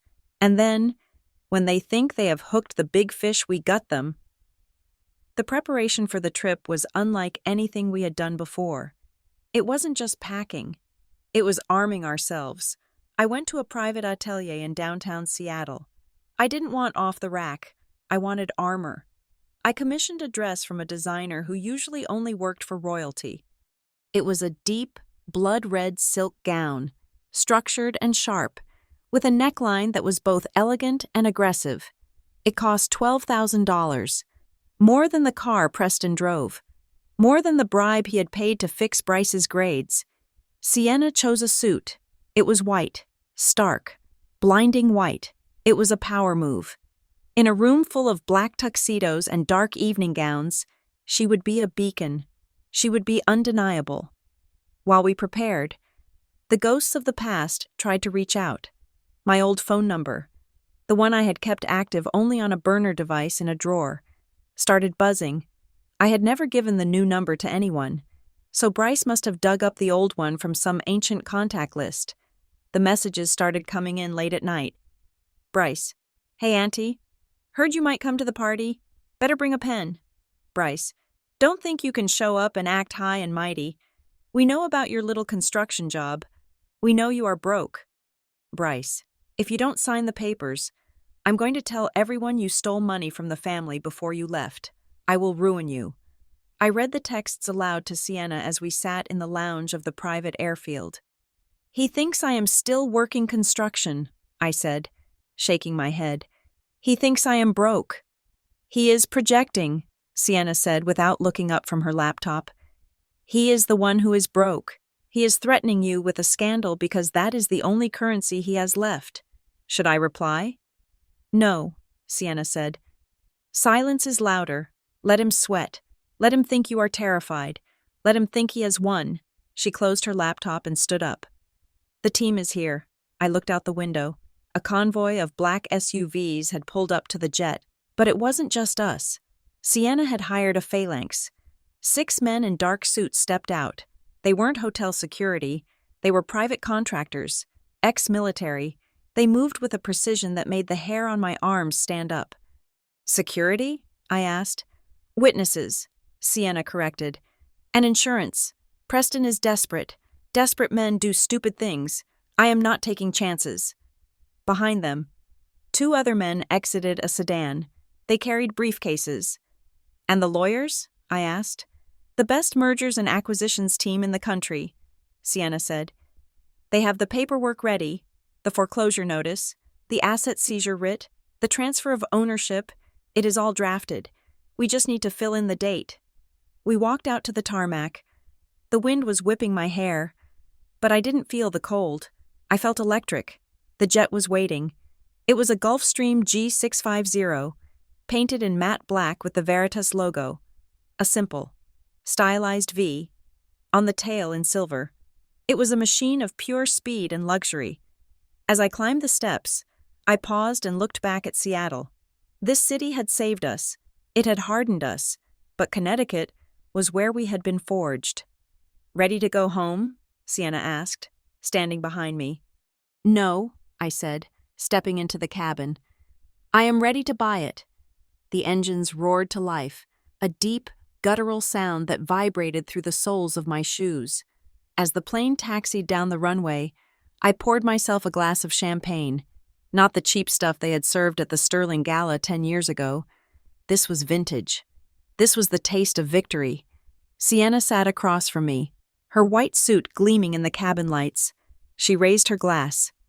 "To family," she said, her voice dripping with irony. "To liquidation," I replied. The plane surged forward, pinning me to my seat. We lifted off, banking sharply to the east. We were flying into the sunrise, but for the Sterling family, we were bringing the sunset. The trap was set. The bait was in the water, and the sharks were airborne. The Sterling Grand Hotel was a mausoleum disguised as a ballroom. From a distance, under the forgiving cloak of night, the building might have still held a ghost of its former glory, with its limestone facade and arched windows, but up close, under the harsh glare of the halogen security lights, the cracks in the foundation were impossible to miss. The red carpet that had been rolled out for the evening was threadbare at the edges, and I noticed a distinct, musty smell of mildew emanating from the lobby that no amount of industrial floral spray could mask. It was the smell of bankruptcy. Sienna and I watched the feed from the interior cameras on the tablet in the back of the limousine. We were parked 2 blocks away, waiting for the signal from our advance team. The feed showed the ballroom in high definition, and the scene was pathetic. The gala was supposed to be the event of the season, a triumphant return for Sterling Enterprises. In reality, it was a wake with an open bar, and even the bar was a lie. I watched a waiter pour champagne from a bottle that I knew retailed for $9 at the local supermarket. The labels had been cleverly wrapped in white napkins to hide the vintage. But the shade of the liquid was too yellow, too flat. The food was equally tragic. Instead of the towers of fresh seafood and prime rib stations that had characterized the parties of my youth, there were sparse trays of frozen hors d'oeuvres being circulated by bored, temp agency staff who looked like they would rather be anywhere else. I zoomed in on a tray. Pigs in a blanket. They were serving pigs in a blanket at a black tie event. "Look at the guests," Sienna said, her voice cool and analytical. I ran facial recognition on the crowd. There are maybe 50 people. 30 of them are creditors. The man in the gray suit by the pillar?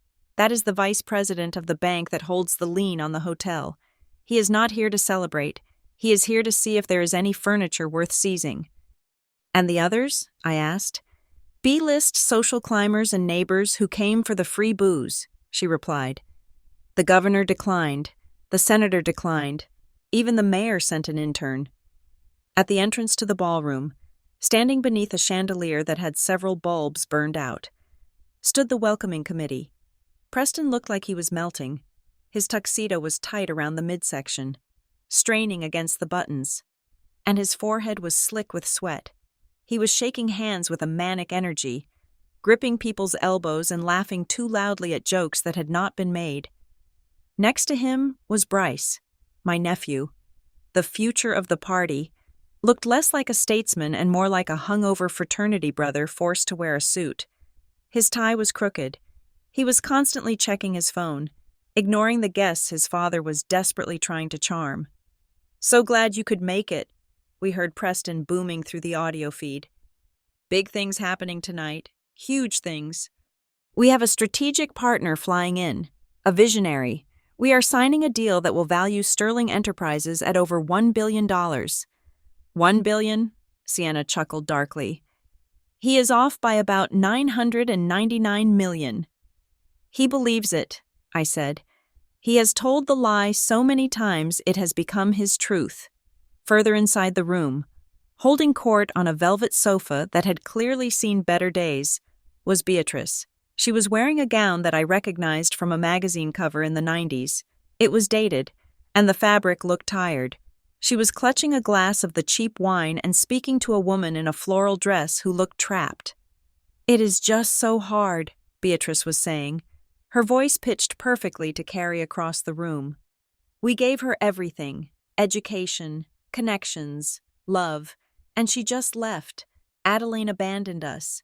She abandoned her father when he needed her most. Not a phone call in 10 years. It breaks a mother's heart, truly, but we survive. We Sterlings are survivors." "She is wearing the necklace," I noted, zooming in on her throat. The sapphire pendant, my pendant, glittered offensively against her skin. She hadn't sold it yet. She was wearing it one last time, flaunting the theft before she pawned it for cash. "And there is the king," Sienna said, pointing to the corner. Conrad was in a wheelchair. He looked shrunken, his once imposing frame withered by age and bitterness. His eyes were cloudy, but his chin was still tilted up in that familiar, arrogant angle. He sat alone, like a deposed monarch waiting for subjects to come and kiss his ring. No one approached him. He just stared at the door, waiting for the money to walk in. "The press is in position," Sienna said, checking a message on her phone. I tipped off the financial reporters from the Wall Street Journal and Bloomberg. I told them Veritas Logistics was making a hostile takeover announcement. They are all outside. "Then let us not keep them waiting," I said. Sienna tapped the intercom. "Driver, go." The engine of the stretch limousine purred, a deep, powerful vibration that felt like a predatory growl. We moved forward, flanked by 4 black SUVs. As we turned the corner toward the hotel entrance, the scene exploded.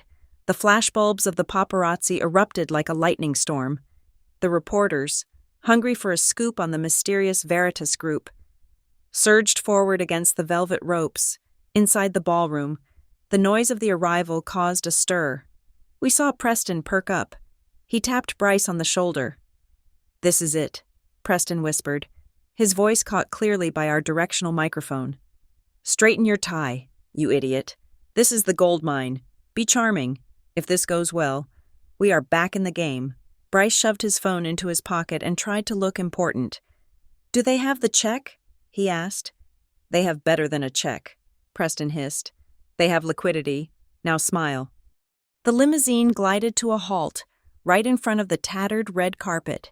The SUVs boxed us in, creating a wall of steel and tinted glass. The security team, my 6 private contractors, poured out of the support vehicles. They moved with a terrifying efficiency, pushing back the press, clearing a path, and securing the door. Preston stepped out of the hotel lobby, beaming. He walked down the steps, arms wide open, ready to embrace the CEO of Veritas. "Welcome!" he shouted over the noise of the cameras. "Welcome to the Sterling Grand." One of my security guards, a man named Kane, who was 6 feet 4 inches of solid muscle, stepped in front of Preston. He didn't touch him. He just existed in Preston's space. "Step back, sir," Kane said. Preston blinked, his smile faltering. "I am the host. I am Preston Sterling." "Step back," Kane repeated. Preston took a confused step back, nearly tripping over his own feet. Bryce stood behind him, looking bored and slightly annoyed that the help was being rude. The driver walked around to the passenger door. The crowd went silent. The reporters held their breath. Preston smoothed his hair, his eyes wide with anticipation. The door opened. I stepped out first.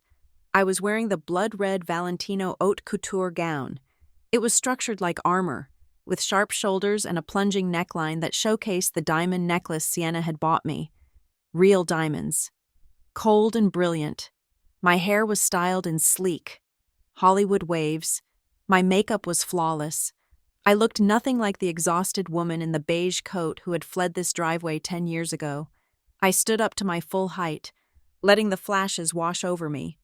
I looked directly at Preston. The smile froze on his face. It didn't fade slowly. It shattered. His jaw went slack. His eyes bulged. He looked like he was trying to process an image that his brain refused to accept. "Adeline?" he whispered. It was a sound of pure confusion. "Adeline? Why are you in the VIP car?" I didn't answer. I just looked at him with a cool, detached amusement. Behind me, in the lobby, Beatrice had come to the window to see the commotion. Through the glass, I saw her eyes lock onto me. I saw the glass of wine slip from her fingers. It hit the floor and shattered, splashing cheap red liquid onto the hem of her dated gown. She didn't notice. She was staring at me as if I had risen from the dead. But the show was not over. "Adeline?" Preston stammered again, taking a step forward. "What is going on? Where is the investor? Where is the Veritas representative?" "She is coming," I said.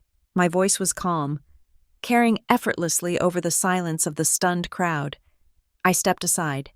Sienna emerged from the darkness of the car. She was a vision in white. Her suit was cut with a razor-sharp precision that screamed power. The trousers were wide-legged, flowing like water as she moved. The blazer was tailored to perfection. She wore no jewelry, no accessories, nothing to distract from the sheer intensity of her presence. Her hair was sharp, her eyes were focused, and she radiated an aura of absolute control.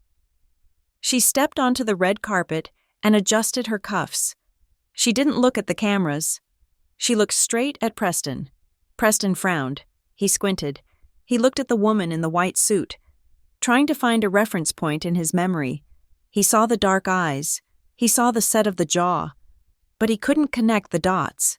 He couldn't reconcile the gremlin he had mocked with the titan standing before him. "Who?" Preston started. Sienna walked past him. She didn't stop. She didn't shake his hand. She walked up the stairs, her heels clicking on the stone with a rhythm that sounded like a countdown. As she passed Bryce, he stared at her, his mouth open. He recognized her first. Maybe because they were closer in age, or maybe because he had spent so much time hating her. "Sienna?" Bryce choked out. "No way. That is the nerd?" Sienna stopped. She turned her head slightly, giving him a profile view. "Hello, Bryce," she said. Her voice was the one she used for board meetings. Deep, resonant, and terrifying. "Nice tie. It is crooked." She turned back and walked into the lobby. I followed her, my red dress trailing behind me like a pool of blood. The lobby fell silent as we entered. The murmurs died. The clinking of glasses stopped. Beatrice stood frozen by the window, wine dripping from her dress. Conrad wheeled himself forward from the corner, his eyes narrowing as he tried to make sense of the two women dominating his room. Sienna walked to the center of the room. She stood under the broken chandelier. She looked around at the peeling paint, the cheap food, the desperate guests. She looked like a surgeon assessing a terminal patient.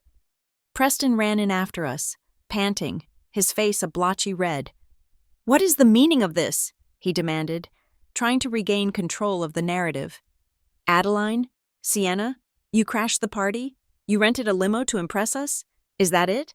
You spent your little savings to look rich for a night?" He laughed, but it was a manic, hysterical sound. "That is pathetic. We are waiting for important people here. We are waiting for the president of Veritas. Get out before security throws you out." "Security?" Sienna asked, raising an eyebrow. "You mean the two rental cops by the back door who haven't been paid in 3 weeks?" Preston flinched. "How do you know that?" "I know a lot of things," Sienna said. She walked over to the small stage where a microphone had been set up for Preston's big announcement. She stepped up to the podium. She tapped the microphone. The sound echoed through the silent room. A harsh, feedback-laced thud. Ladies and gentlemen, Sienna said, if I could have your attention. She looked at the crowd. She looked at the bankers. She looked at the creditors. I believe there has been some confusion, she continued. My uncle, Preston Sterling, told you that a strategic partner from Veritas Logistics was arriving tonight to save this company. Preston rushed toward the stage. Get down from there. You are embarrassing the family. Kane, my head of security, stepped in front of Preston again. This time, he put a hand on Preston's chest. Preston hit the wall of muscle and stopped dead. Sienna ignored the commotion. She looked directly at Conrad, who was watching her with a dawning, horrifying realization. He was half right, Sienna said. Veritas is here, but we are not partners. She reached into the inner pocket of her white blazer and pulled out a document. It wasn't a check. It was a thick, stapled legal brief with a blue cover. My name is Sienna Veritas, she announced, dropping the Sterling forever. I am the CEO and founder of Veritas Logistics, and I am here to inform you that as of 9 o'clock this morning, my company has acquired 51% of the debt obligations of Sterling Enterprises. The room gasped. It was a collective intake of breath that sucked the air out of the space. We are not here to invest, Sienna said, her voice turning into steel. We are here to foreclose. Adeline walked up to stand beside the stage, holding her own stack of papers. She looked at her mother, Beatrice. Hello, Mother, Adeline said. I see you are still wearing my necklace. You might want to take it off. It is listed as collateral in the asset seizure. Beatrice's hand flew to her throat. She looked at Adeline, then at Sienna, then at the room full of people watching her empire crumble in real time. This is a joke, Preston squeaked. It is a prank. Sienna, CEO, she is a dropout. She lives in a studio apartment. I live in a penthouse overlooking the Sound, Sienna corrected him. And I bought your debt for pennies on the dollar, Preston, because that is what your legacy is worth. Pennies. The silence that followed was absolute. It was the silence of a guillotine blade hanging at the top of its arc, waiting for gravity to do its work. And we were the ones holding the rope. The silence in the ballroom was not merely the absence of sound, it was a vacuum, sucking the oxygen out of the lungs of every person in the room. The only thing that moved was the dust motes dancing in the beam of the single spotlight that hit the stage where my daughter stood. Preston was the first to break the paralysis. Though his brain was clearly misfiring, he looked from the limousine behind me to my face, his eyes darting back and forth like a trapped animal. Adeline, he stammered, his voice cracking on the syllables. Why are you in the VIP car? That is for the investor. That is for the president. You are confused. I didn't answer him. I didn't need to. I walked past him, the silk of my red gown rustling softly against the floor.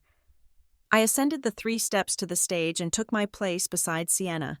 I stood slightly behind her, to her right, the position of a trusted advisor, the position of a chief financial officer. Sienna did not look at me. Her gaze was fixed on the crowd. She reached out and tapped the microphone again. Good evening, Sterling family, she said. The voice was unmistakable now. It was deeper, richer, and commanded authority. But the cadence was the same one that had once explained coding algorithms in a kitchen while sitting on a stool. Conrad, sitting in his wheelchair at the edge of the dance floor, made a sound like a strangling cat. He gripped the armrests of his chair so hard his knuckles turned the color of old parchment. He squinted, his failing eyes finally focusing on the woman in the white suit. The girl, Conrad wheezed. It is the girl. Bryce, standing next to his father, looked like he had seen a ghost. His face went slack. The phone he had been using to text threats to my old number slipped from his hand and clattered onto the floor.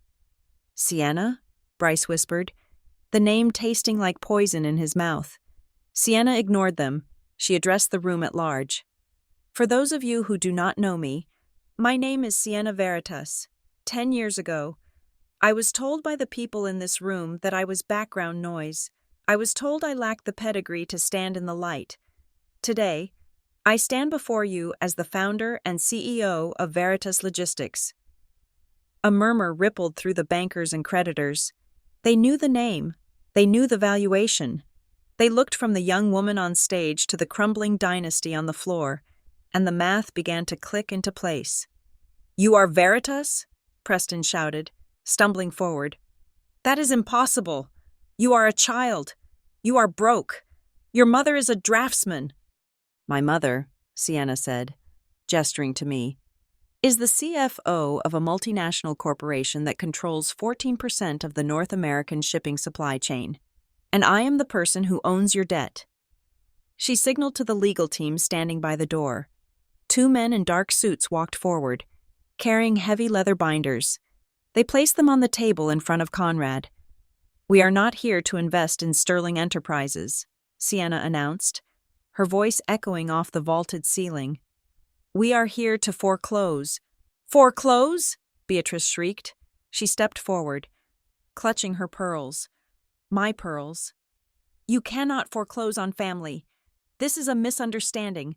Adeline, tell her. Tell her to stop this nonsense." I stepped forward to the microphone. I looked at my mother. I looked at the necklace around her neck. "It is not a misunderstanding, Mother," I said. "It is a transaction." I walked down the stairs. Taking the binder from the lawyer, I approached them. The smell of their fear was potent, overriding the smell of the cheap wine. "Father, Mother, Preston," I said, holding the documents out. "This is a notice of default and immediate seizure. Veritas Logistics has acquired 51% of your outstanding liabilities. We have also purchased the liens on the Sterling Grand Hotel, the manufacturing plant, and the estate in Connecticut." Preston tried to snatch the papers from my hand. "You can't do this. We have protection. We have a grace period." "Your grace period expired at midnight," I said calmly, pulling the papers back. "You missed 3 consecutive payments to the Sovereign Bank. We bought that note this morning, under the terms of the mortgage you signed to cover Bryce's legal fees. The penalty for default is immediate acceleration of the debt. You owe us $42 million, payable now." "We don't have $42 million, Preston whispered, his face draining of color. "We know," I said. "That is why we are seizing the collateral, this hotel, the company, and the house." "The house?" Conrad gasped. "Not the estate. You cannot take the estate. My father built that house." "And your son mortgaged it to pay for his gambling habits," I said. "It is ours now." Preston fell to his knees. It wasn't a theatrical gesture. His legs simply gave out. He grabbed the hem of my red dress with sweaty hands. "Adeline, please," he begged. "You can't do this. We are family. Blood is thicker than water. You cannot kick your own parents out on the street. We are your people." I looked down at him. I remembered him laughing as I cleaned Bryce's shoes. I remembered him mocking Sienna's dream. I remembered him begging for money to save his own skin. "Family?" I repeated. I looked at Conrad. "Do you remember what you told me 10 years ago? Father? When I walked out that door? You said I was no longer a Sterling. You said you would scrub my name from the Bible. You said I was a ghost." Conrad trembled, tears leaking from his cloudy eyes. "I was angry," he stammered. "I didn't mean it. You meant every word," I said. "And I listened. You were right. I am not a Sterling. I am a Marlowe. And this?" I gestured to the room, to the lawyers, to the seizure notices. "This is not personal. This is purely business. You taught me that. Capital flows to where it is treated best, and you have treated your capital very poorly." Sienna walked down the stairs. She moved past Preston, who was sobbing on the floor, and stopped in front of Bryce. Bryce was shaking. He looked small. The arrogance that had defined his life had evaporated, leaving behind a terrified child in an ill-fitting suit. "Sienna," Bryce said, his voice trembling. "Cousin, look, we can work something out. I have connections. I know people. I can help you run the company." Sienna laughed. It was a genuine laugh, bright and sharp. "Help me run it?" she asked. "Bryce, you couldn't run a lemonade stand without bankrupting it. You have never worked a day in your life." She reached into her pocket and pulled out a business card. She tucked it into the breast pocket of his jacket. "However," she said, "I am not heartless. Veritas is expanding our warehouse operations in New Jersey. We have a position open. It is entry-level, sanitation and waste management. You sweep the floors, you clean the bathrooms. It pays $15 an hour. That is higher than the unemployment benefit you are about to apply for." "You want me to be a janitor?" Bryce choked out, his face turning purple. "I want you to be useful," Sienna said. "For the first time in your life. Show up on Monday at 6 in the morning. Don't be late. We don't pay for tardiness." She turned away from him, dismissing him as if he were nothing more than a line item on a spreadsheet. Conrad let out a low moan. He reached out a shaking hand toward me. "Adeline," he wheezed, "please. Have mercy. He is the star. He was supposed to be the star." I leaned in close. I brought my face inches from his, so he could see the wrinkles around my eyes, the lines etched by 10 years of hard labor and sleepless nights. "You made a bet, Father," I whispered. "You bet everything on the star. You poured all your money, all your love, all your hope into him, but stars burn out. They collapse." I pointed to Sienna, who was standing in the center of the room, instructing the lawyers on how to secure the building. The light from the chandelier caught her white suit, making her glow. "You ignored the sun," I whispered. "You thought she was background noise, but she was the one providing the gravity. And now the star is dead, and the sun owns the sky." Conrad closed his eyes and slumped back in his chair. Defeated, the fight had left him. The empire was gone. "What happens to us?" Beatrice asked, her voice small and frail. She had stopped clutching the pearls. She looked like an old woman. "Where do we go? You took the house. You took the hotel. We have nowhere." Sienna walked over. She held out a set of keys. They were simple metal keys on a plain ring. "We are not monsters," Sienna said. "We are not going to leave you on the street." Beatrice's eyes lit up with a flicker of hope. "You are giving us a house?" "I am giving you housing," Sienna corrected. She dropped the keys into Beatrice's hand. "Veritas owns a block of affordable housing units in Bridgeport," Sienna said. "It is a 2-bedroom apartment on the 4th floor. The elevator is currently broken, so you will have to use the stairs. The heating is temperamental, but it works if you bang on the radiator. I have paid the rent for 6 months. After that, you are on your own." "Bridgeport?" Preston gasped, looking up from the floor. "That is the slums." "It is shelter," I said. "It is more than you gave us. You threw my coat in the mud. Remember? We are giving you a roof." Sienna signaled to the security team. "Clear the room. We need to change the locks." The lawyers moved in, the guests, realizing the party was over in the most spectacular fashion possible, began to scatter, murmuring and texting furiously. "Come on, Mom," Sienna said.